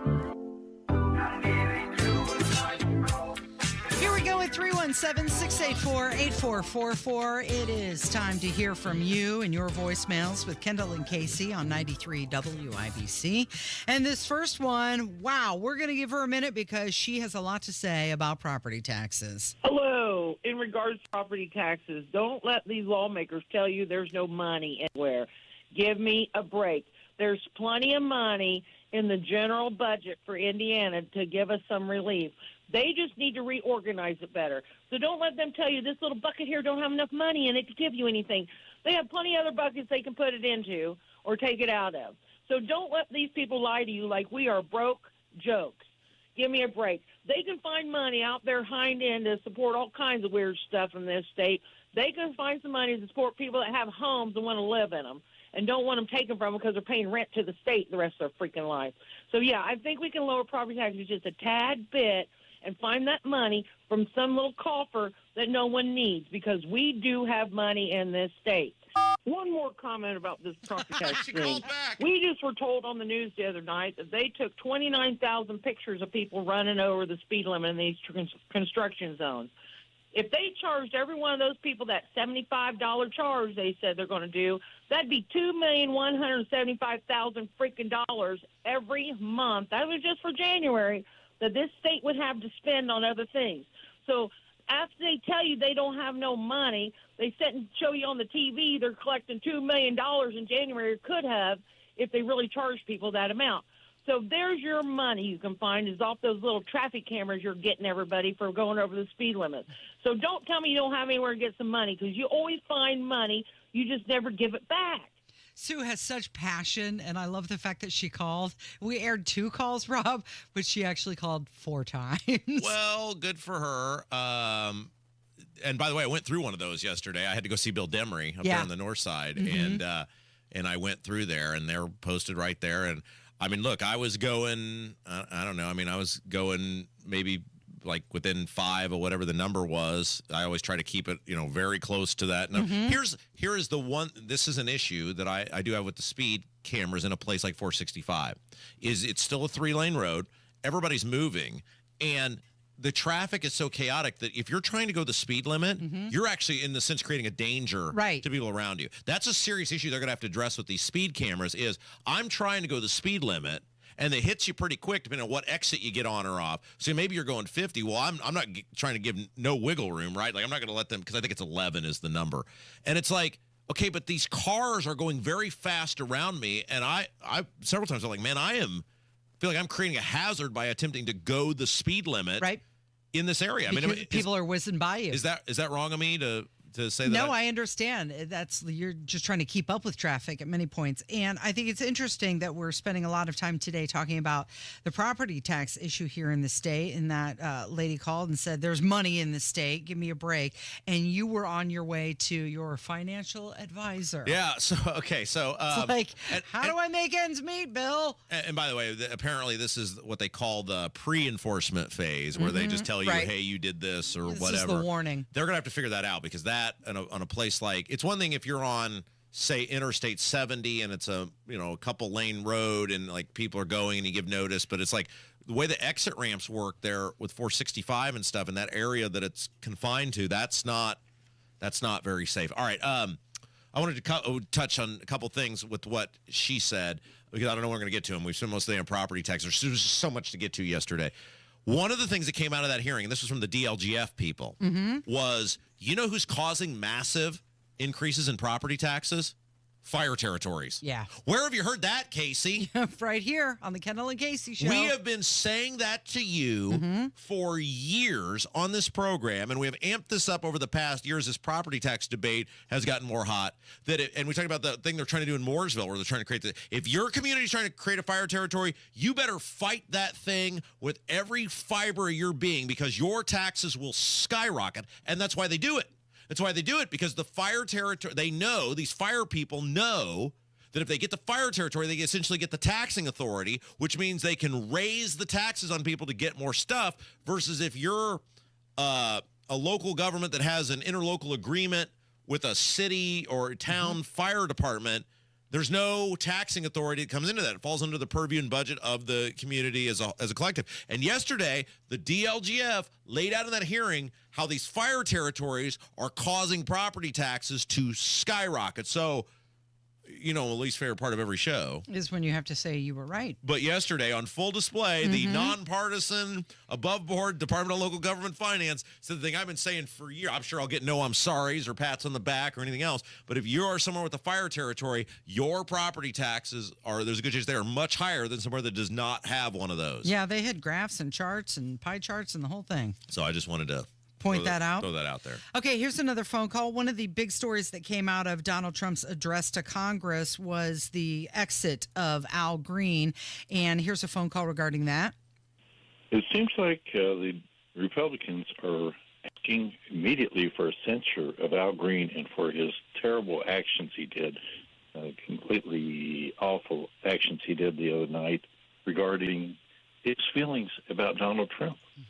And now all at once, the Democrats are all upset over this, and they're saying, in essence, is that in 90 minutes, Trump had no solutions. He didn't recognize anybody the other night, and essentially he was doing the speech to stroke his own ego. Maybe the Democrats weren't just sitting on their hands. Maybe they also had some earplugs in the other night if they missed some of the points that Mr. Trump did bring up in that speech. He was actually recognizing a lot of people, I thought, that were in the gallery. But the Speaker of the House, Mike Johnson, he did condemn Green's protest. He said it was shameful and egregious and that he was deliberately violating House rules, and called for a vote of censure as an appropriate response. And, of course, Al Green said that he would suffer the consequences and that he would do it all again. And I don't know about you, but on my social media feeds, I've seen a lot of Democrats who have been saying, you know what, I'm leaving the party now. That was just horrible what they did. But they didn't. Say that again. I've seen a lot of Democrats on my social media. Oh, that was it? Saying that they was were, the straw? Right, welcome to the wake up. The supporting the people with penises playing women's sports, that didn't do it for you. The standing behind illegal immigrants and letting them not be apprehended and they go kill people. That didn't do it for you. Right, just like with your local government, sometimes it just takes longer for people. All right? the spending, I mean, none of that.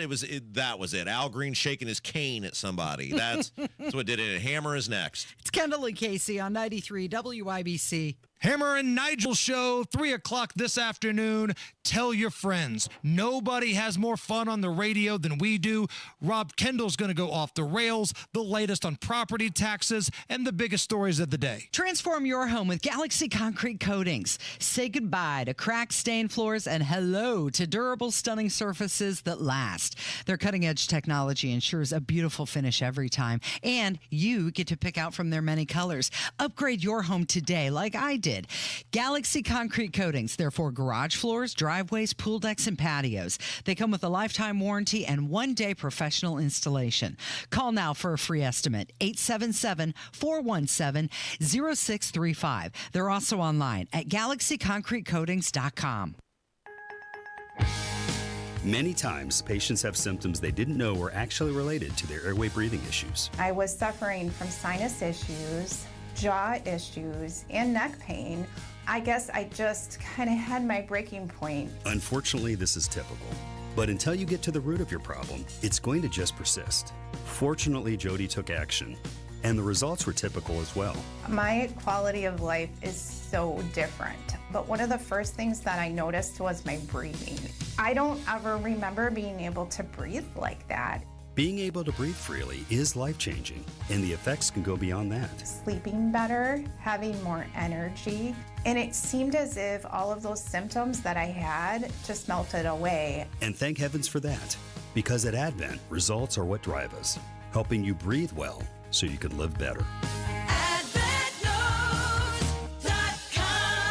Results may vary. Most insurance accepted. Texting enrolls you into recurring automated text messages. Consent not required to purchase. Message and data rates may apply. Hey, Dan, how you doing? Haven't seen you around the gym for a while. Yeah, I've really fallen off. Since I turned 40, I just don't get the results I used to get. Could be lower testosterone. Lower T? Yeah, I went through it a while back. Once you hit 40, your body has less free testosterone. I got Nugenix Total T, and it's made a huge difference for me. I've seen that ad on TV. Is it for real? Oh, yeah. The key ingredient is something called Tesnor, which helps boost free and total testosterone levels to help you trim up and stay lean. And it's made a difference for you? Man, I feel like I'm in my 20s again. At work, in the gym, and in the bedroom. Are they still giving out complimentary bottles for people to try it for themselves? Yeah, you just need to send them a text. Text MAINE to 321-321 right now for your complimentary bottle of Nugenix Total T, the #1 selling testosterone booster at GNC. Plus, text now and we'll include a bottle of Nugenix Thermo, our most powerful fat incinerator ever, to help you get back into shape fast. Absolutely free. Text MAIN to 321-321. That's MAINE to 321-321. Hey guys, it's Rob for Universal Windows Direct. Right now, it's their tax time sale where you can save big while making your home more comfortable and energy efficient. For every 2 windows you buy at Universal Windows Direct, you're going to get the next 2 free. No limit. Need 4, you only paid for 2. Need 20, you only pay for 10. Oh, and there's something else that will make your wallet even happier. Pay no interest until 2030. That's right, no interest for the next 6 years, making it easier than ever to afford the quality windows your home needs. But wait, there's even more. This month only, Universal Windows Direct, giving you an extra $500 off your home improvement project. Whether you need a few windows or a full home upgrade, this bonus savings makes now the perfect time to act. Now, some restrictions may apply, so call today, 317-659-7574. 317-659-7574. Schedule your totally free in-home estimate and see everything for yourself on the web, universalwindowsdirect.com. Universalwindowsdirect.com. Tell them Rob sent you. Hey, guys, let's talk about feeling your best. If you don't feel that same energy, strength, you're moody, or it seems you've lost your drive with your partner, it could be low T. Testosterone therapy, or TRT, may be the answer, and you'll find true experts at Low T Center. Getting tested is fast and easy. They're not all the same. Don't settle for a standard dosage TRT program. Learn about personalized therapy at a Low T Center near you. LowTCenter.com. Low T Center, reinventing men's healthcare. From a fast break to recovery, Indiana hospitals are here for every Hoosier, regardless of their ability to pay. That's why we're teaming up with legislators on a winning playbook to lower costs and protect access to care across our communities. because good policy doesn't leave anyone on the sidelines. Learn more at HoosierLifeline.com. Paid for by the Indiana Hospital Association. This is the story of the one. He's responsible for keeping a leading healthcare facility clean and safe. And he trusts Grainger's high-quality HVAC cleaning and safety products, combined with their world-class supply chain, to consistently deliver, ensuring he's covered inside and out, so he can focus on keeping his facility clean to help protect the health of everyone inside. Call 1-800-GRAINGER, click Grainger.com, or just stop by. Grainger, for the ones who get it done. Never miss your favorite shows on WIBC. Get your content to go. Would you like fries with that? Tony Katz, Kendall and Casey, Hammer and Nigel, Tony Kennett, The Gun Guy, Home and Garden. Subscribe wherever you get your podcasts. Working on a night move. He's fired up and ready to go. Jason Hammer from the #1 rated Hammer and Nigel program joins us. Good morning. I love your coverage of the property taxes. It's important to point out who's screwing us. Yes. Like, we do a little bit of it on our show, right? It's a small segment of our show, but at every point in some show, I try to rattle off the group that started this whole thing. The senators, many of them Republicans, that screwed us on property taxes. That's right. Now, it's moved over to the House because the Senate basically did the wave and just kind of let it go. So, who's the mascot of this whole debacle? Like, is it Scott Baldwin? Like, yeah. I don't know. Is it fair to make him the mascot because the Senate had the ball first? Yep. And this dude and his cronies could not wait to strip away protections for most of us. You know, unless you're 65 and older or a wounded veteran, we're all going to get screwed. But this guy, who's got his hand in the cookie jar of some construction company that profits when buildings are built and property taxes are paid, he was the one that gave us the finger. So is it fair to make him the mascot of all this, Rob? Totally. Absolutely. And you saw yesterday with Holdman when they, I guess, woke him up from a nap. I mean, he's like, what was the fairy tale guy, the guy who was asleep, Rip Van Winkle? Wasn't that? I mean, he was like Rip Van Winkle, and you could tell he acted like some dude who just wanted to get back and watch his stories in the middle of the day.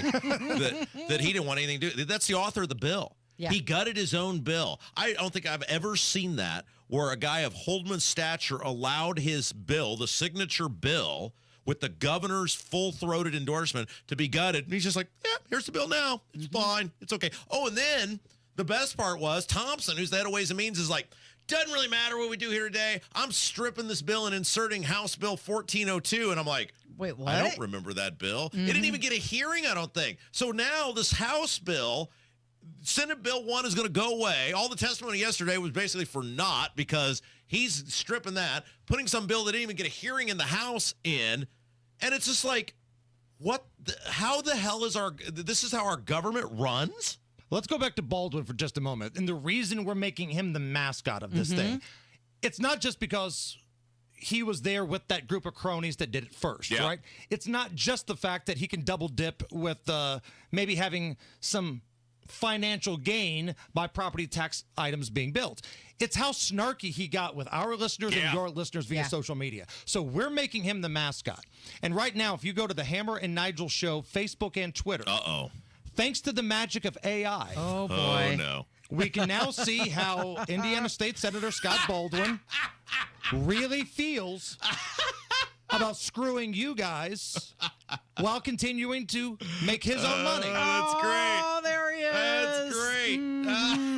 I'm going to retweet that. It's on Facebook as well. So facebook.com/Hammer and Nigel. That's great. I love that. And it's just, is that a wink even? Fantastic. That's awesome. I love that. Yeah. And the reason this is funny because that is so accurate. Yeah. That looks 100% like probably what's going on behind closed doors right now. Well, that's what they're pissed off about. You can, we collectively, I say we, WIBC, I'm sharing this on Facebook as well. They're pissed because they got caught. They rarely ever get caught because it's too hard. I mean, there's so many bills and it's too hard to keep track of everything. And that's intentional. Sure. And they got caught. They hope you're too dumb to do the research, or they're going to try to use big legal stuff words to try to water down any sort of messaging so you don't understand it. And they're hoping there's not a Rob Kendall and Kendall? Casey, Rob Kendall, Hammer and Nigel show that points out how full of crap and corrupt they are. Yeah, and I've tried to tell people this. Look, the property tax rally on the 17th, which you're the MC for. Yeah. Let's go. Let's bring the host, energy. Whatever you want to call it. Hype man. It is so important, and Andrew Ireland confirmed this, the state rep, earlier, because the House is going to do something stupid, and then you'll have something stupid out of the Senate and something stupid out of the House, and then they're going to get together in this conference committee, and that's when that's all going to get decided. Everything's going to get done in this conference committee, and there'll be things that'll end up in this bill that didn't come out of either the House or the Senate and the conference committee, and the property tax rally will be before this conference committee thing happens, and it's also a message to Braun to keep going. Yes. It's also a message to Braun to say, if they give us crap, you veto it, you call a special session, we will stay with you and behind you. If Governor Braun folds or gets wishy-washy on this group of elite butt sniffers are going to try to push him around for the next 4 years. Yeah. 100%.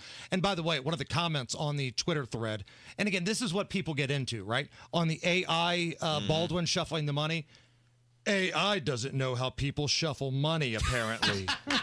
Overall, not bad. Overall, not bad. Thanks, August. I was really going for accuracy there. That's what Let's we were get going technical for. about it. Yeah, I mean, look, we watched. This is why we can't have nice things. Well, and you pointed this out, right? Like, what normal person, no offense, Casey, has 7 hours at their disposal to be able to watch this thing? You have to either be a local, and all these people who spoke yesterday. No offense at all, but you have absolutely no life, and you're a total loser. But no offense, Casey. Thanks for doing it. But I mean, seriously, all those people who spoke yesterday. Me and Nikki Kelly. Woo! Well, the people that we counted yesterday, other than the one guy who spoke against, Greg, that's his name, right? Yeah, and you know what? Greg actually, he tweeted to me. He said that he was honored to be featured on WIBC. He was the only non-paid person who showed up to testify at that hearing, and he said that he is going to be at the rally on March 17th. So you think all these people who spoke yesterday have an interest, essentially a financial interest through employment, or they're working for people or whatever. It appeared. Whatever association. Maybe there's somebody I missed that doesn't, but they're making money off the tax dollars. Right. We got Baldwin and the company he runs making money off the tax dollars. All of these people that are screwing us, it seems like a whole bunch of them have financial gain by screwing us. And you're right. We are not elected officials. We can't go into those meetings and fight back. But you said something earlier, and I think it needs to have a little caveat to it. We can publicly shame people, but it's not because we want to shame people. Right. It's that we need to remind them we will find people who will primary your backside.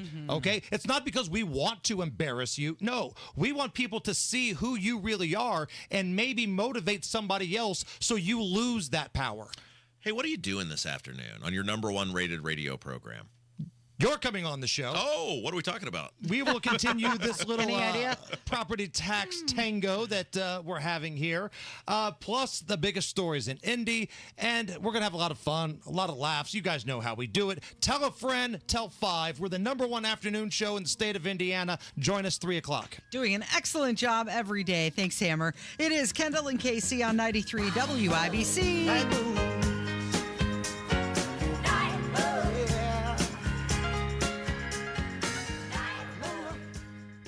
When is the right time to file for Social Security? Well, that's a difficult decision today. You have to consider that Social Security is running out of money. You also need to consider the tax hit on your benefits and your IRA and 401k withdrawals. And finally, you should consider your spousal benefits.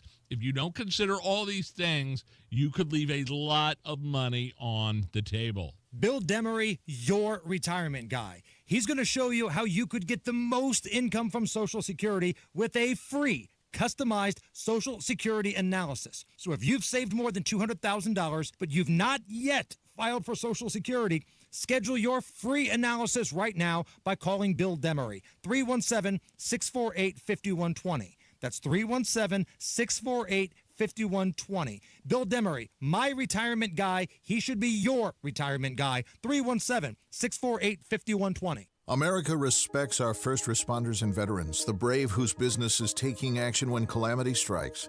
It's dangerous work, often surrounded by sirens, shouting, even gunfire, so hearing loss is probable. First responders can turn to Relay Indiana. If you have trouble hearing on the telephone, visit RelayIndiana.com for voice recognition technology phones that allow the hearing impaired to have normal phone conversations. And there's loaned equipment for those who qualify. Get clarity back on the phone. Visit RelayIndiana.com. During tax season, your info travels lots of places you can't control. W-2 arriving from payroll platform 3. Everything criminals need to steal your identity is on your W-2. Last call for accountant and home office, 1 minute. LifeLock monitors hundreds of millions of data points per second. Tax preparation data centers with service to IRS. All aboard. If your identity is stolen, we'll fix it guaranteed, or your money back. Save up to 40% your first year with promo code NEWS. Visit lifelock.com. Terms apply. That's are us. When dreams don't get in, that's are us. Right now, get $1,500 off a shower or tub replacement or $3,000 off a full bathroom remodel, plus low to no monthly payments. Call 765-545-BATH to schedule your free estimate or go to bathsareus.com. 765-545-BATH. That's are us. When dreams don't get in, that's are us. Go where the pros go. Drexel Interiors. For 1951 cabinetry, visit Drexel's Kitchen and Bath Design Centers at 146th and River Road, North Shadeland, or drexelin.com. Your one blood donation can help save the lives of up to 3 people. Give blood through the American Red Cross to help hospital patients. Visit redcrossblood.org today. Coming up in 2 minutes from the Technology Recycler Studios after Fox News Radio, how the weather could affect the road conditions you might be dealing with.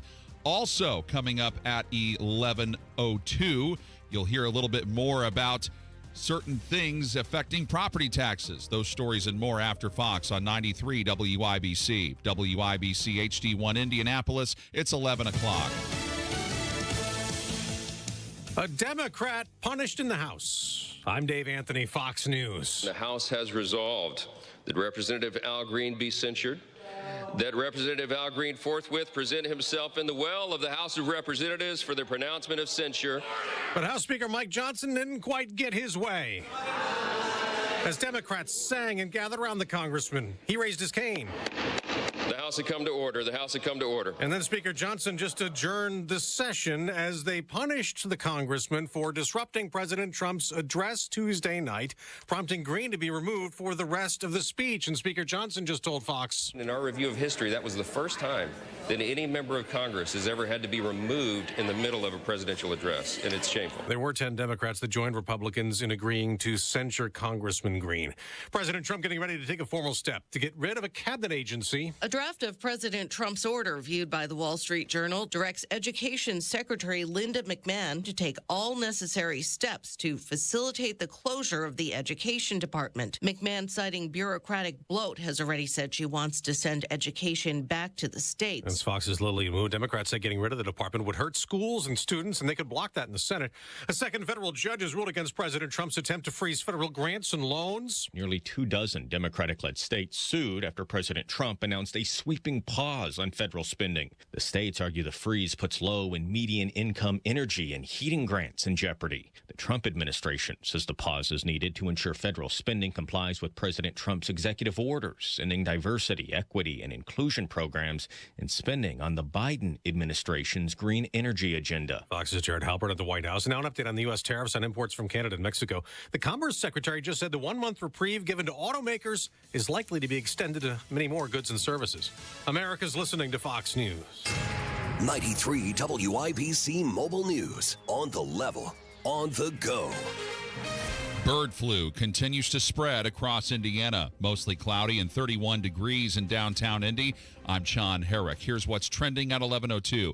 It's now hit nearly 24 Hoosier farms. State leaders say the latest infections are at a commercial duck breeder in Adams County. The hard part part for the farmers right now is when we get a detection, the site automatically goes under quarantine. And once it's confirmed, we've got a whole process that we go through as far as handling that site. Denise Steer-Spears from the Indiana State Board of Animal Health says the quarantine limits bird movement, tests flocks, and sets up control areas to prevent the virus from spreading. The bird flu has also been causing egg prices to skyrocket. He walked down a street near Carroll High School naked after killing someone else. That's what police say Torian Hayden of Allen County did on Wednesday.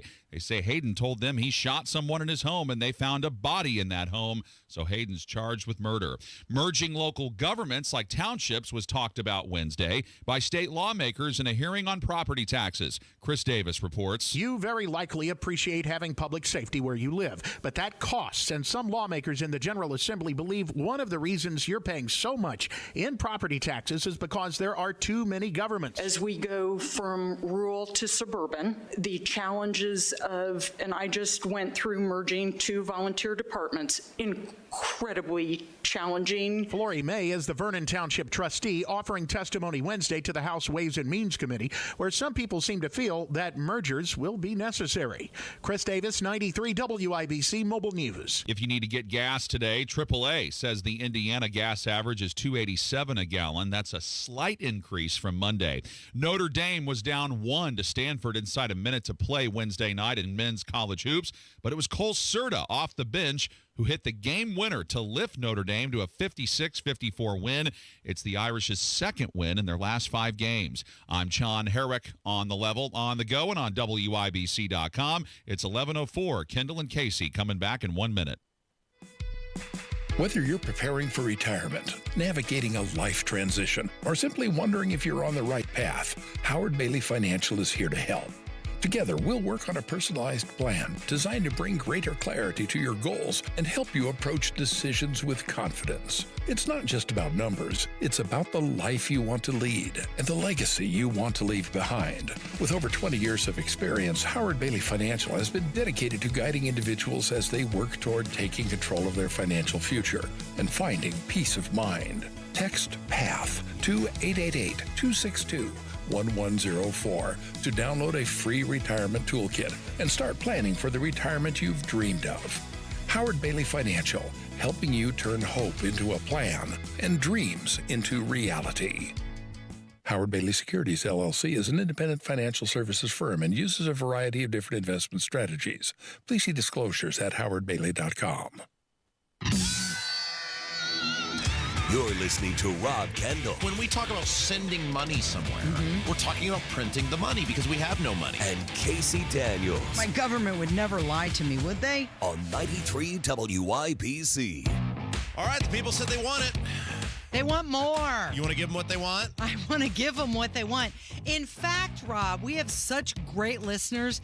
They're giving us what we want. Oh, how exciting. And we're talking about the House Ways and Means Committee hearing yesterday on SB1. So much testimony. Property taxes. Right. So much testimony. And there was one clip yesterday that I was unable to get. But because we have such great listeners, they let me know that the archive is now online. Okay, so just real quick, just to reset in case you're joining us for the first time today. It's Kendall Casey Show. I'm Rob. That's Casey. Yesterday was the House Ways and Means Committee hearing the gutted Senate Bill 1, the bill that was very as Trump would say, very beautiful when it was first presented, had the bill resets, would have saved everybody a whole bunch of money, would have put a lot of accountability to local governments. Guys like Scott Baldwin couldn't have that because they run mega construction management companies that make huge money off of government construction projects, which are largely paid for by property taxes. And so they gutted Senate Bill 1, and all the savings for you, unless you're a 65 or older person or a disabled vet, out the window. That was confirmed yesterday, that all this does is control the rate at which your bill goes up going forward. All the screwing they've done of you the past 4 years, there's no rectification of that. And so given the fact that this has been look, we are the face, right, of the opposition. We are the John Connor from Terminator. We are the resistance, the face of the resistance. we said to our audience, we said, look, do you want us to do a normal show tomorrow and just touch on this, or you want us to do the whole show because these people who testify, these local government people, were so utterly ridiculous that I guarantee you we could do a whole show just putting their fear-mongering, their poor singing orphan status on full display.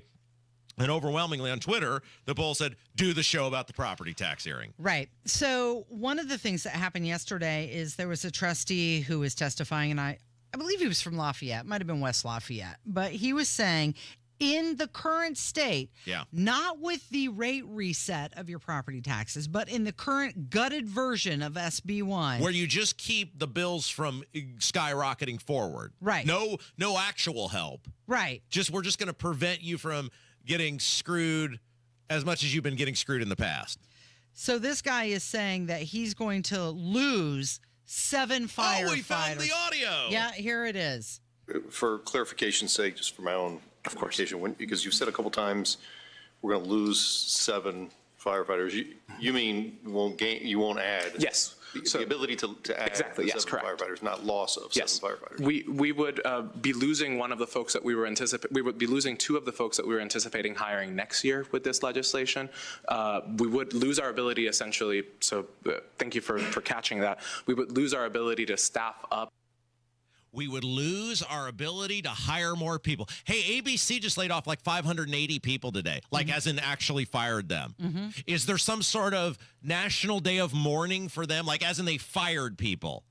They lost people. Like, you're out of here. What happened? Everybody just goes about their business because they live in the real world where they have to produce. If you don't produce, you get fired. The same way as if you and I stopped producing around here, they would blow us out. And boy, what a headache they would be relieved for Dion if he didn't have to deal with me anymore, right? But they don't because we produce. The point is, this is the only place where this happens where not being able to add people is some loss. They're not firing anybody. They're not letting anybody go. And by the way, it's like a Scooby-Doo episode. He would have gotten away with it if that rep hadn't held him to account. Had it not been for you meddling kids. But what they're telling you, this clip was everything to me in this hearing. Of all the hours and hours of testimony, this was everything. Because this is how they view it. Not getting what they want is a loss. Right. It's whose line is it anyway, where the game's made up and the rules don't matter. Or in this case, the game is made up and the words don't matter. They'll tell you whatever they want to tell you, and then you've got to disprove it. This is why you shouldn't believe these people. All the scare tactics. The Danville guy was there yesterday, and J.D. Prescott asked him, hey, didn't you guys have a school referendum about 5 or 6 years ago? Why, yes, we did. What happened? It failed. Oh, and the Danville schools still work fine. The Brownsburg schools still work fine. All the time these referendums fail, what happens?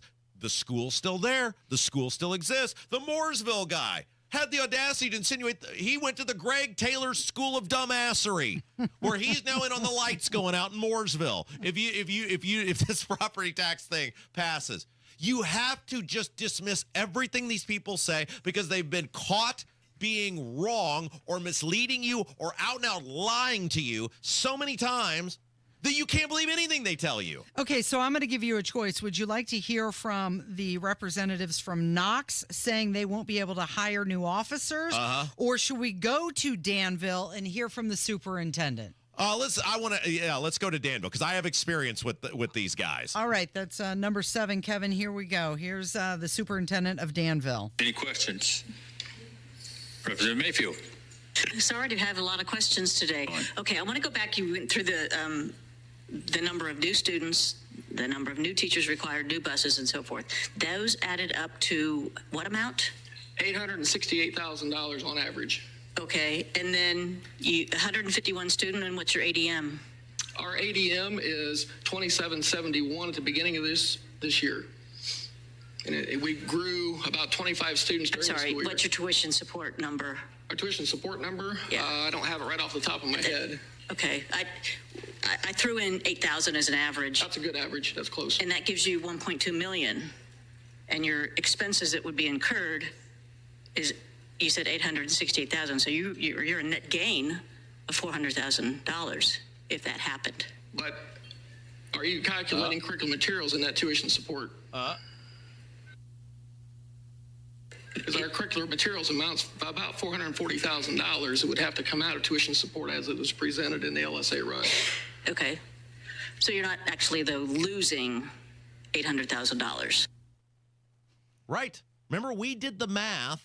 Now, this is super complicated stuff they're talking about here, but Peggy Mayfield proved the point. And we proved the point the other day when, like, you look at the school funding formula. Like, they said Brownsburg under this bill would lose $1.9 million. Now, I'm not saying Brownsburg. I think Schaefer was the one who was reading off Hendricks County schools trying to get sympathy for whatever. I'm not saying Brownsburg came and did this. They didn't do that. But we did the math, and in the school funding formula, they're going to get like $8 million over $8.5 million, almost $9 million over 2 years. So, and again, it's not because certain things are used for certain things, but you're going to get almost $9 million, and you lose air quote, 1.9 million, and you're still, that's public school math for me. That's still what? That's what, 6 million ahead, 7 million ahead. But it's what we lost. So this Tracy Schaefer dude, and I just went and looked at his LinkedIn, and I was right. He lists that he's been the Danville school superintendent since January 2014. So this was the ass clown that I dealt with when the people of Danville had to take their own hard-earned money to defeat his now completely needless school referendum. They had to bring a guy like me in, and we kicked their ass, Casey. We smoked that referendum, and it was awesome. Sometimes in elections, especially local elections, you pretty much know how it's going to go before the vote's ever cast. Just if you knock on your doors properly, if you put your signs out properly, you know. And I told those guys in Danville before the vote, I was like, this is going to go well for you guys. And it was fun because you were having people on your side. But this is the same guy that led a narrative 5 or 6 years ago about how the kids were going to suffer, and there were going to be cuts, and there was going to be this, and there was going to be that. And we blew a giant bazooka hole right through that referendum. And what happened? The school's fine. The school is still there. Everybody's still learning. Everybody's showing up. All the doomsday crap that Schaefer and the rest of those guys threw out there that were on that pro-referendum side, none of it happened. And now he's back here with the same boy who cried wolf routine. And I'm supposed to believe you this time? The last time you did it, none of it happened. Why is this time different? There's more doomsday about the referendum only being allowed to be voted on once a year. Okay, so there is one of the positive changes that did survive the House, the Senate bludgeoning of this bill was they changed referendum language where they said, okay, if you have a referendum, you can't just come back right away. You got to wait a year, which is good.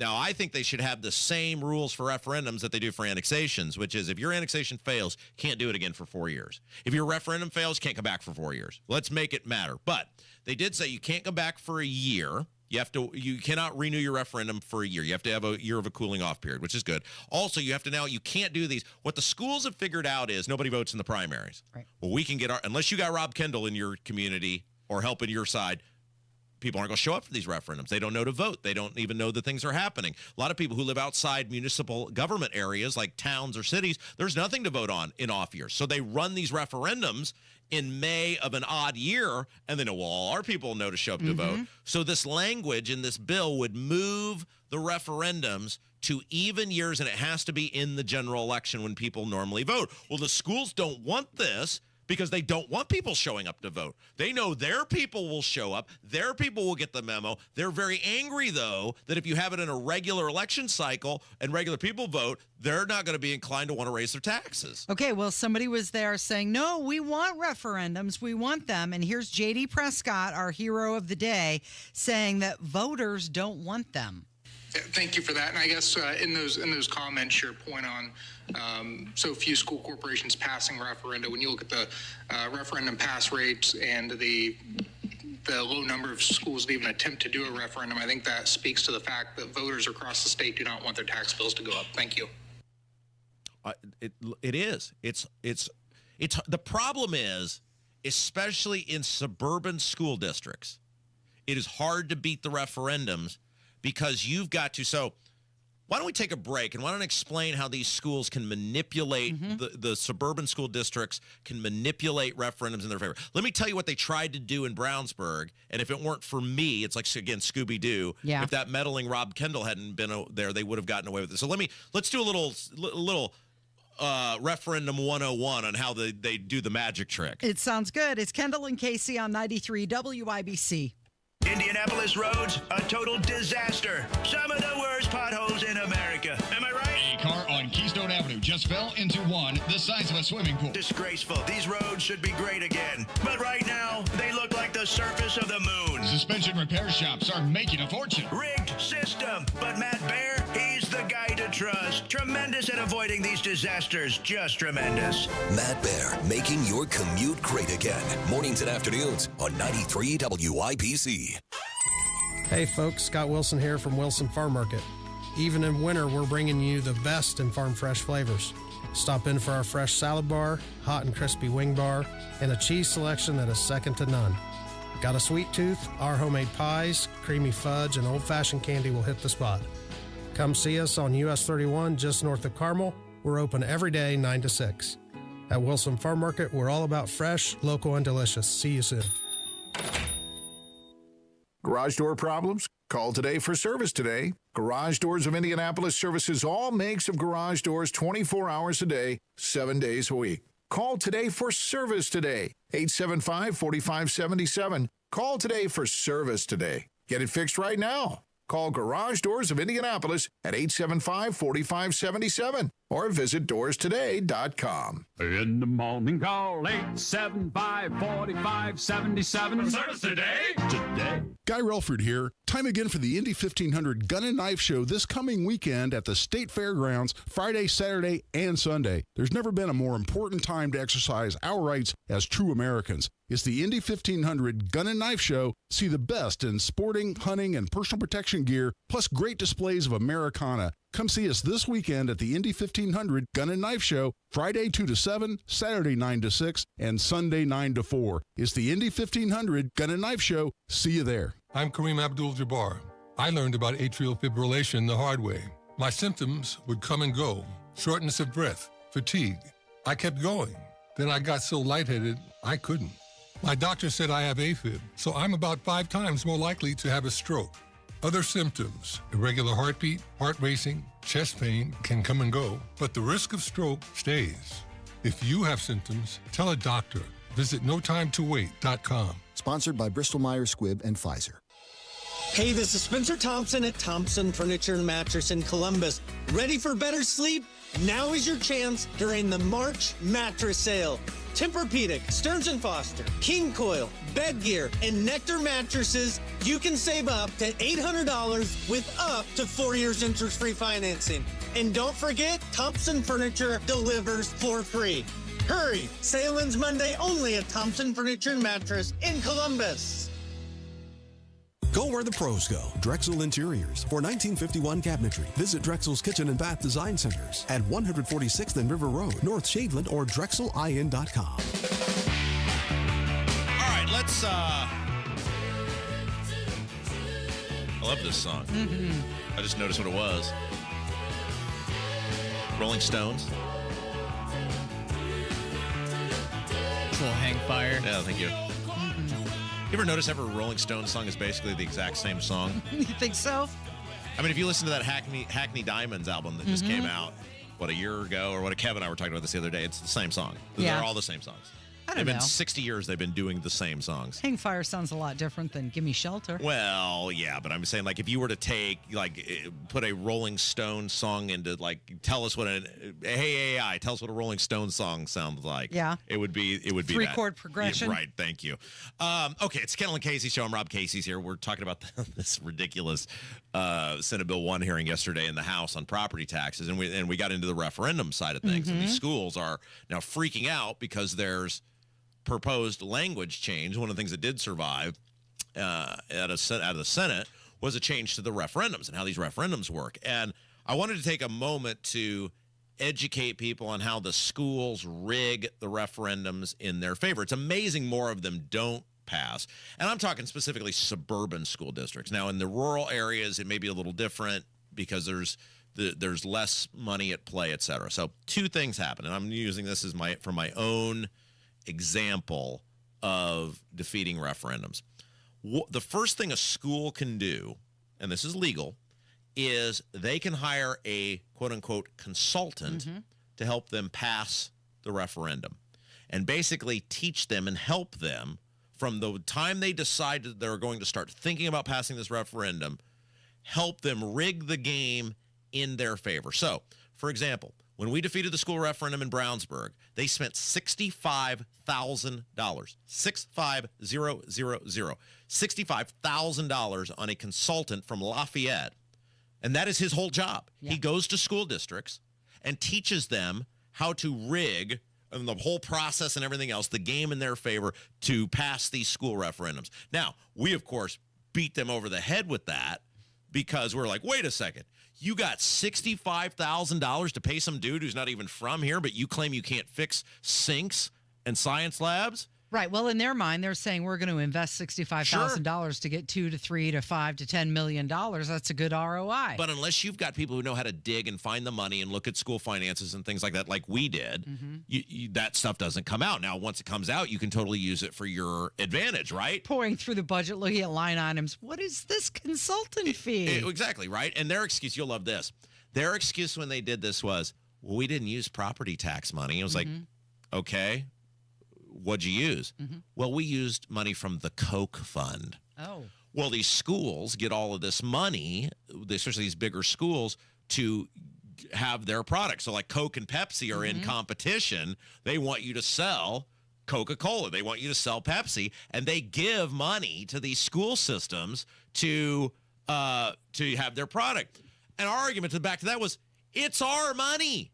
It doesn't matter what fund it came out of. Once that money goes to you, the school system, that is my money as a taxpayer. And we got them to get in a fight about that out loud. And people are like, well, yeah, look at how little they actually care about our money. They're fighting about what fund it came out of rather than, yeah, you're doing the thing. So that's the first part of it. The schools can and do use public money to rig the game against you as a taxpayer. That shouldn't be allowed to happen anymore. The school board should have to vote on referendums, and it lives and dies on its own. That should be a part of the language. Absolutely. First off, no more rigging the game one way or another. Put it up. Let the people decide. You can't engage in the spend any money in the process. But the second thing they do is, and you will see this, when these schools decide to put these referendums on the ballot, the people who want it will form these PACs, these political action committees.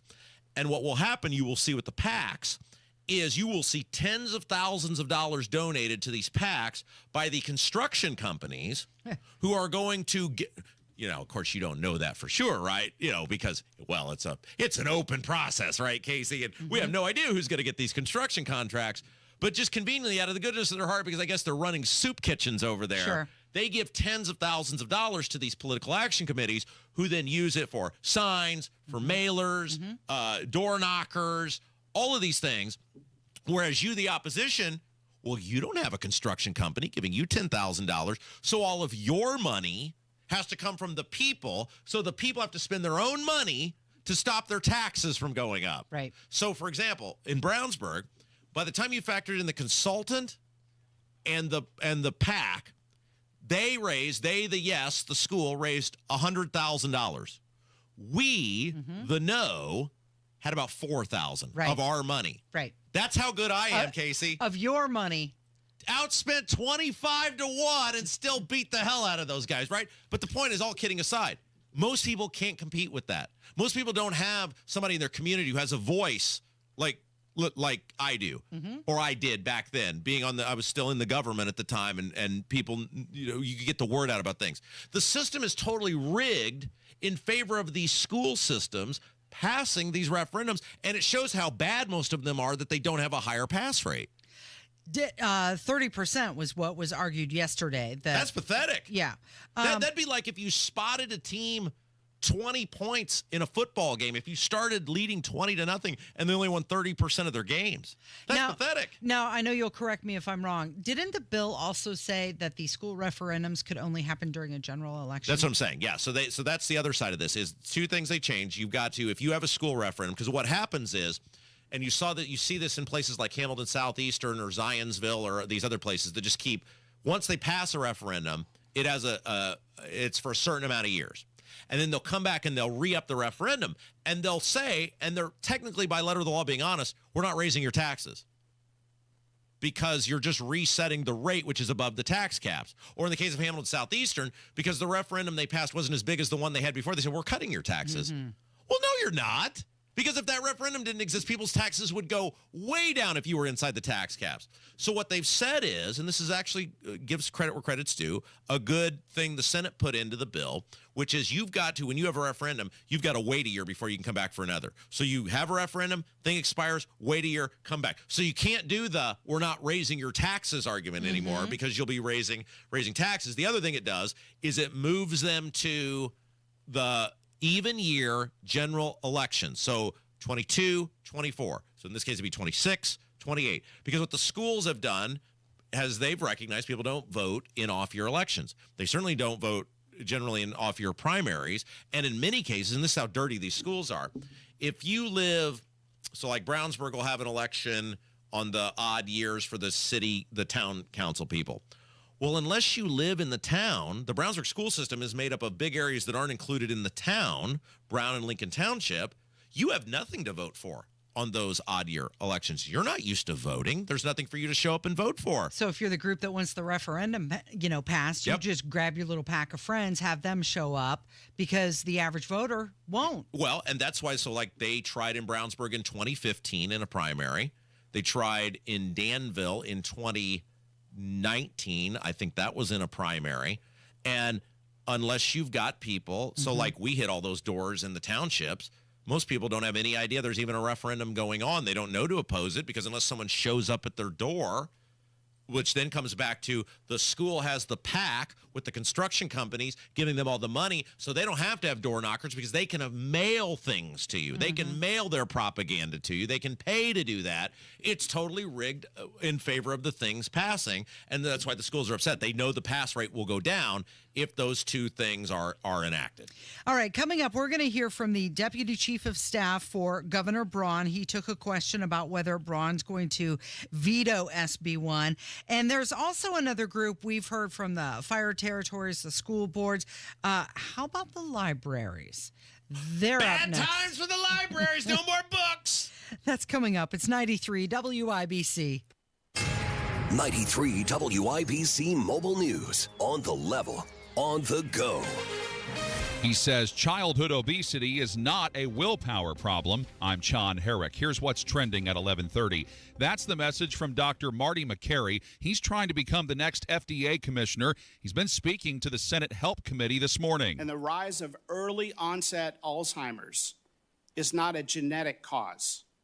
We should be, and we will be, addressing food as it impacts our health. McCary's a former surgeon and researcher from Johns Hopkins University. The House voting to censure Texas Democratic Representative Al Green after his outburst during President Trump's joint address to Congress on Tuesday that led to his removal. Green refused to apologize today. I would do it again. This is a matter of principle. This is a matter of conscience. It is a formal reprimand, but merely ceremonial and does not come with consequences. On the level, on the go, and on WIBC.com. As a female gun owner, finding the right store can make all the difference. At Premier Arms, they understand that your journey to self-protection, it's personal and empowering. So whether you're a seasoned shooter or just starting out, Premier Arms is there to guide you with respect and understanding. You can trust them to take care of you, and they're not going to make you feel uninformed either. I do. Hey, it's Casey Daniels. You could consider Premier Arms as well. They're in Brownsburg. You can find them online at premierarms.com or call 317-858-3030.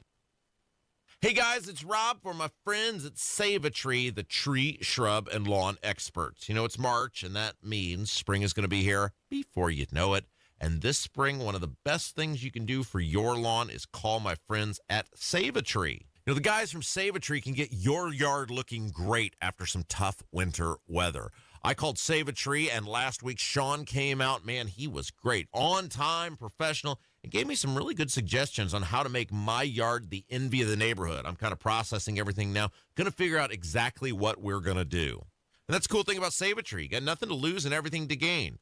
Get a hold of them today. Visit them on the web at saveatree.com. That's SAVATREE.com. SAVATREE.com. See what some of the things are that they can do and schedule your free evaluation. Or you can also dial pound 250 on your smart device and say the keyword Save a Tree. Save a Tree, the tree, lawn, and shrub experts. Tell them Rob sent you. Well, sure. Of course, we're all excited that spring is almost here in central Indy. But this month, when the weather still can't make up its mind and it's going back and forth between warm and cold, Hoosiers get a very specific type of roadway March Madness. It's called potholes. And they're a pain, but you know what? It's one of the reasons why I'm a AAA member. Peace of mind for the roadside assistance. I've had flat tires on the side of the road because of potholes. AAA has been there for me every time. And if you're having tire issues, AAA's got you covered with their mobile tire service, My Pit Crew. They bring the tire shop to you. I've used this service before, and now that I got my 2 boys driving, this service protects the whole family. So if you don't have a spare, My Pit Crew from AAA, these guys are the best. MyPitCrew.com. You pick out the tires and schedule the install. Join AAA today. AAA members get a discount on My Pit Crew. You can get a AAA membership by calling 844-GO-AAA-GO or stop by any AAA office. AAA.com. Tell them Hammer and Nigel sent you. Hey guys, it's Rob from my family at Life Church. You love to support local? Of course you do. Love to support a great cause? Of course you do. The Life Church Coffee House on Sheridan Road in Noblesville. You can do both with a visit there. It's not just local, and it supports a great cause. But the coffee is amazing, too. They have all the special treats you love at the coffee house, including baked goods, other specialty coffees, breakfast and lunch choices, and ice cream. And the money that's raised at the coffee house at Life Church on Sheridan Road in Noblesville, it goes to stop sex trafficking through Project Rescue. You know Project Rescue. We've raised a bunch of money for them over the years. Learn more about everything at Life Church, their Sunday services, locations, and more. LifeChurchIN.com. Welcome, John, our new admin lead. Thanks. You've got your laptop, all your admin apps. Oh, and you'll be in charge of ordering food for the team. So here's your drawer full of menus. Whoa. You'll keep your receipts in this file folder. Whoops, receipt confetti. Oh, dear. Oh, and all these sticky notes have everyone's dietary preferences. Have you tried Easy Cater? Online ordering from great restaurants, tools to save time and stay on budget, digital receipts in one place. We're gonna need a bigger recycling bin. Easy Cater, the smarter, simpler way to order food for your workplace. Order now at easycater.com. Do you need furnace or heat pump service and want to work with a local independent dealer you can trust, like B&W HVAC Plumbing and Electrical? Find that American Standard Air dealer at IndyHomeComfort.com. You're listening to the Kendall and Casey Show on 93 WIPC. Oh my gosh, Casey! Oh my gosh! I'm so. What was it? Jesse Spano said, "I'm so scared." What are you scared about, Rob? Well, I hadn't even thought about this yesterday. And in fairness, the council president Carmel tried to warn us. Mm-hmm. But if you get any sort of property tax relief, your local library is in big trouble. Yeah, you might lose your house, but the library has a renovated meeting room. So added to the goof troop yesterday that got up there at the Senate Bill 1 property tax testimony yesterday, now the libraries are getting in on the action. Yeah, this is true. And the thing that really struck me was this person who was testifying, he was saying that the libraries were offering vital services. Yes. Now, I said, like yeah. food, they water. Right, they offer services to communities, no doubt, but vital services, are they doing like heart transplants in the new renovated meeting room? I don't know. Let's take a listen. SCPL also offers free high-speed Wi-Fi that is used by students, tutors, entrepreneurs, and small business owners, to name just a few. Furthermore, the library offers vital resources to support families and children, such as early childhood story times, caregiver resource sharing sessions, and safe private spaces that are used to conduct safe family supervised visits. As we speak, SCPL is beginning a renovation project at one of its branches to enhance its current space and offerings, namely through the addition of a meeting space that can be utilized by many of the groups I mentioned before. So there would be, what this guy wants you to believe is that if the library, if you get any property tax relief, mothers will not have a safe place to exchange their children with their fathers. I mean, it's just, the whole thing is just shameful. Like the things they always revert to, if if you get property tax help, the mom won't have any place to meet with Junior's dad, and the mom could be in real danger. You don't want that on your conscience, do you? And the only place that could possibly happen, Casey, is at the library, right? Yeah, yes, for sure. Okay. Yeah, these people are gross. They're just disgusting. They're just disgusting people because it's always what is the worst possible thing. What's the worst possible thing they want you to imagine? I mean, yesterday was what the drug court is at Knox County. The drug court could be, so the addicts could be in trouble, and the kids could be in trouble, and now the mom's having a safe space to have a joint meeting with another parent is in trouble. I mean, you notice now none of them were like, yeah, if you get property tax relief, that $36 million G League arena for the Pacers could be in trouble in Noblesville. Like the $58.5 million taxpayer-funded hotel in Carmel could be on the chopping block. It's never that, right? It's always the worst possible thing that could happen, and that's what they want at the forefront of your thinking. Well, they're really going to have to change the argument, especially in regards to the rural broadband when Starlink's available for everybody. Well, and I thought the state spent all this money bringing rural broadband. I thought Holcomb, Lockdown McGee, and Silent Sue spent all this money to bring rural broadband to all corners of the state. I thought we'd spent the millions and millions of dollars to make broadband more readily accessible. Like what? I'm supposed to believe in Carmel that there's a bunch of people who don't have the internet? Is that what I'm supposed to believe? Yes, that's what they want you to believe. So if you spent, 8 hours watching them discuss all of this and all the testimony, you might believe that everybody is on board with this, but that's not the case. And here's J.D. Prescott, and he's talking about the emails that he received. Just a few minutes ago now, it was brought up, that most of the responses coming in have been from people in opposition to the bill. But before this committee started, I reached out to my LA just to get an update on the responses coming into my office. And I had 98 in support of meaningful property tax relief through SB 1. 13 in opposition. Out of those in opposition, it was primarily local government officials. And then, actually this morning, I was going through my survey responses. We all do our surveys and have our comment section. And the number one theme that was coming up in my survey responses I'm reading through time and time again is constituents in my district asking for meaningful property tax relief. I bring this up, Maggie, because a minute ago in your opening comments, you asked the question, what is our goal with this? What's the goal? And I just want to make it clear that my goal is meaningful property tax relief to both homeowners and the ag industry, all the taxing units across the board. But I do think this is probably going to end up being a Band-Aid, and we need to come back in the future to really try and solve the underlying problem. I know committee members are probably tired of hearing me saying this, but I think it's time to really look at the system as a whole and hit the reset button. Yeah, and one other thing, and we just don't have time to get into it today. There was just too much. I told you, I said we could do 3 hours and we won't scratch surface on it.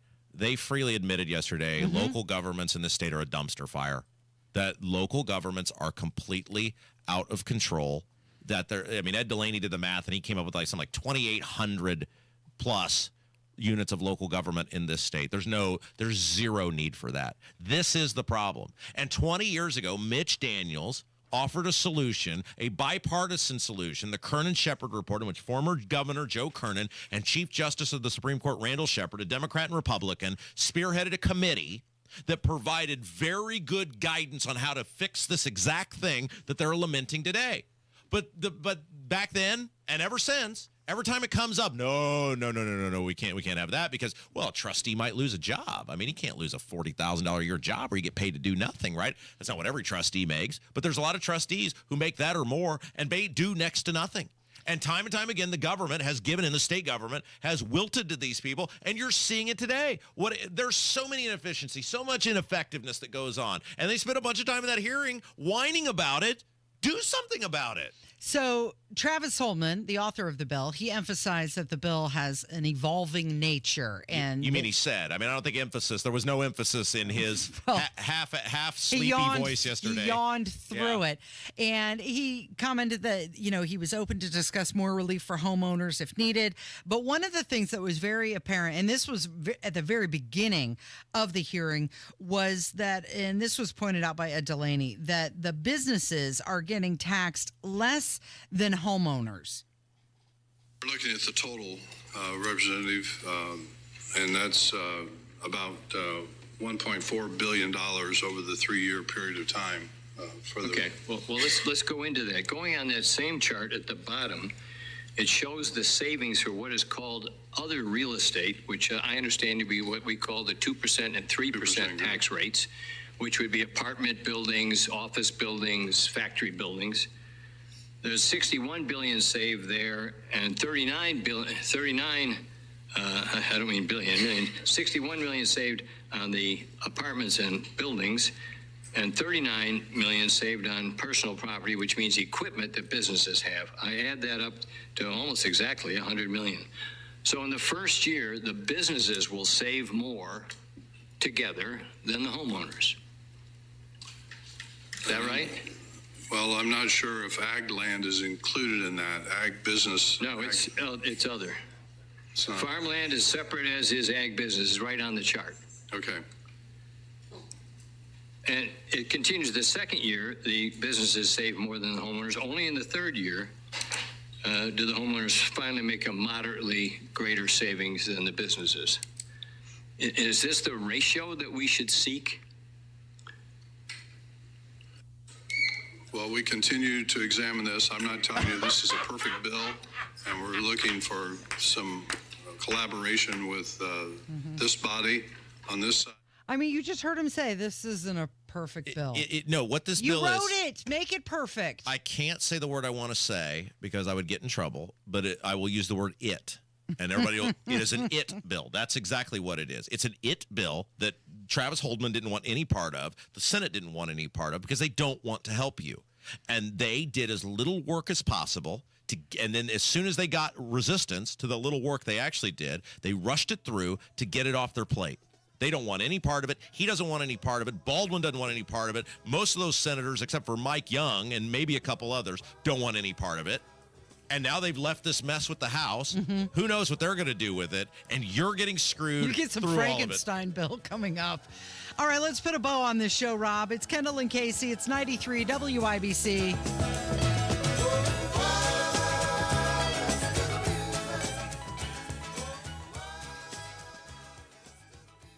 Hammer and Nigel show, 3 o'clock this afternoon. Tell your friends. Nobody has more fun on the radio than we do.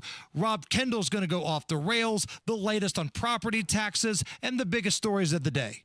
Military veterans and active duty service members, you could become a certified cyber warrior with just 12 weeks of training at My Computer Career. Cybersecurity specialists are in high demand, and IT pros with these skills often enjoy abundant opportunity and a great lifestyle. Protect our people, liberty, and treasured institutions from cyber threats. GI Bill, SkillBridge, and other VA benefits are available to those who qualify. Learn more at mycomputercareer.edu/CWP. That's mycomputercareer.edu/CWP. Community Health Network cares for your heart health. From heart scans and vascular screenings to complex heart procedures, you can count on our expert team for the highest quality cardiovascular care, when and where you need it. Your path to a healthy heart starts with knowing your risk. Schedule a heart scan or vascular screening today. Visit ecommunity.com/heart. Community Health Network. Exceptional care. Simply delivered. I'll say this. There are no entries in the Hoops Fan Hall of Fame who didn't show up to the game. Yes, you in the back. Professor, March Madness is coming to Indianapolis. Are we ready? You prepared to bring the fight? Give it 110 from tip to the final buzzer? Oh, you're ready. The NCAA Sweet 16 and Elite 8, March 28th and 30th in Indianapolis. Buy your seats today at ncaa.com/MBB tickets. Class dismissed. If Ernest Hemingway was alive today, would he say this to you? Shakespeare, Mark Twain, Edgar Allan Poe, all great writers. And after reading your book, I simply must add you to the list. Wait, you don't have a book yet, so make a free call to Page Publishing. Turn your book idea into publishing gold. 800-215-6818. 800-215-6818.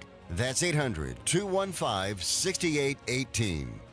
Health gives you the ability to love more, feel more, be more. Health gives you the ability to live an extraordinary life. Because every day, no matter the challenges, is a chance to breathe. Laugh until your belly aches. cry because you care so much, and experience everything that makes your life truly extraordinary. For 150 years, Franciscan Health has been there, watching extraordinary lives unfold. Love your extraordinary life. Dents happen.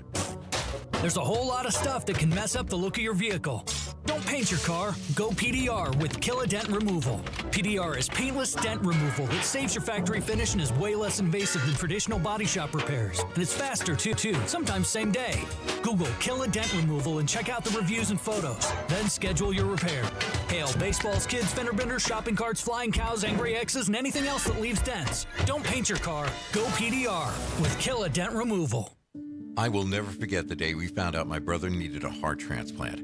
Sure, you hear about people needing an organ sometimes, but it doesn't feel real until you're the one waiting. I tell you, we're just thankful. God answered our prayers. But my brother wouldn't be alive today without that transplant. That's why I signed up to be an organ donor at the BMV, because I want to be the answer to someone else's prayers. Sign up to be an organ donor. Say yes the next time you're at the BMV. Check out what's going on with 93 WIBC. Listen to Hammer and Nigel for your chance to win a pair of tickets to see Steve Martin and Martin Short, Saturday, October 25th at Old National Center. More info online at WIBC.com. Lights, lights, lights, yeah. Lights, lights, lights, yeah. Lights, lights, lights, yeah. Well, that was a fun show today. Yeah, you think so? Did you get it out of your system? You still ready to fight? Yeah, I haven't gotten anything out of my system, Casey. It's Kendall Casey show. I'm Rob. Casey's here. I mean, look, we spend most of the show today talking about the property tax hearing yesterday that took place, and I think just to kind of put a bow on everything, it should be more obvious than ever to our audience that these local government people, first of all, many of them have no shame whatsoever. They will say or lead you to believe just about anything in order to get what they want. I mean, that way I keep coming back to that trustee who was like, we're gonna lose firefighters. Oh, you mean you're gonna have to fire firefighters? No, we're just not gonna be able to hire them. And it's always the doomsday scenario. You got the Mooresville superintendent leading people to believe that the lights are gonna be shut off. And here's the thing that I thought was great. I know we touched on this earlier. The Danville superintendent gets up there at some point, and he's doing, the doomsday scenario and the kids as human shields and blah, blah, blah. And J.D. Prescott just straight up asked him, hey, didn't you guys go for a referendum about 5 years ago? And he's like, yeah, we went for 2 of them. Yeah, how'd that go? Well, it failed.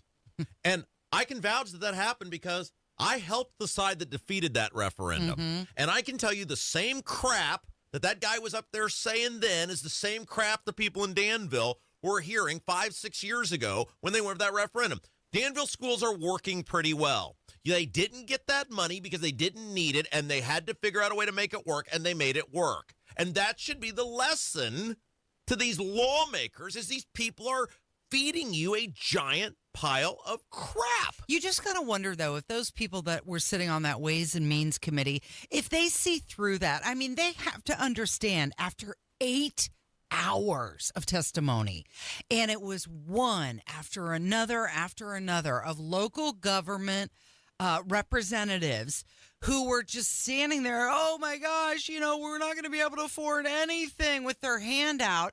And yet when they talk about hearing from their constituents, it's the exact opposite. They got to know those are the people that are getting paid to be there to say that stuff. Yeah, I just it's disheartening, because what we saw on the Senate side was you had senators who work for or run companies, or work with or run companies that make money off of large government construction projects, then voting to screw you to protect the property taxes continuing to flow to these local governments where their companies get paid by or for or with, whatever word you want to use there. And then now you see yesterday these local government people coming, and they're trying to screw you now, and they're willing to tell you any story basically that you want to hear to get you to where they want you to go. I mean, how did governments even exist before 2021? Right, exactly. You're led to believe that they weren't even around back then. We're not talking, this bill, Senate Bill 1, is not even to eliminate property taxes. It's to do a rate reset to 2021. And by all accounts, according to these people, oh my gosh, the sky is falling. We're going to have to close everything down. Yeah, I mean, the library people were just Oh, you're talking shameful. about the vital services, like they're doing heart transplants in the renovated libraries? It's just, and what I think what's so depressing is you see so few people have our backs, right? Yeah. Our show's number one because the people know we have their backs. And that's why they trust us. They know we'll fight for them. We're not getting anything out of this. We're not making any extra money. Are you kidding, Rob? You know what? Let's be honest. I make less money doing this job than Baldwin makes on his side hustle. Yeah, I mean, and so people look at this and they say, okay, the local governments are screwing us. They know they're screwing us, and they're trying to keep screwing us. The lawmakers, certainly on the Senate side, don't appear to care at all that we're getting screwed. Now, we don't know what the House is going to do. And you just look around and go, who's fighting for me? Mm-hmm. Who's standing up for me? Who cares about me? Who's willing to say, I'll figure this out so that you can have a better existence? And they just that they don't see that from a lot of these people. Now, those people in Ways and Means asked good questions yesterday. Yeah. But what is that action going to look like off of those answers? Right. What are they going to do? And you got out of that hearing, and I know we got into this a little bit earlier, local government in the state is completely screwed up. That's the problem. The problem is that the local governments, there's too many of them. They're too big. They're too inefficient. It's screwed up. Yeah, at one point, one of them even said, okay, well, wait, can we get back to the bill? Because this is policy. We're talking about something completely different that has nothing to do with Senate Bill 1. And all those years ago, the Kern and Shepard report gave them a blueprint to fix most of this, and they didn't want, the state reps and senators, didn't want any part of Daniels, the commission that Daniels had put forward to fix these things. And now you're lamenting the same things that were tried to fix almost 20 years ago, and you guys didn't want any part of it then. Yeah, the system sucks. I know, I was in it. Mm-hmm. It's one of the things that makes me good at this job now is I was in it. I saw it all. I was fighting against it when I was in it. And the whole thing is a complete dumpster fire. And I think out of this whole dumpster fire, all we're asking for is a little bit of help. Just a little bit of help. Just a little bit. Right? And so, and in the case of like someone like Casey, based on the law, the way Braun wrote it, she wouldn't even get the help. Right. You're exactly. doing this because you like other people. Exactly. At least I have an older home that would get help. It's like, we're sitting here fighting for this, and I don't even get anything out of it. Yeah. So anyway, look, the thing we have to do now is engage on the 17th. You have to engage on the 17th. You have to show up. Mm-hmm. You have to get loud. Be law-abiding, right? But we are giving you the option, and you heard from Andrew Ireland earlier. It will make a huge difference. So, yeah. All right, that's it for us today. Let's go home. All right, thanks, Rob. Thank you, Kevin, and thank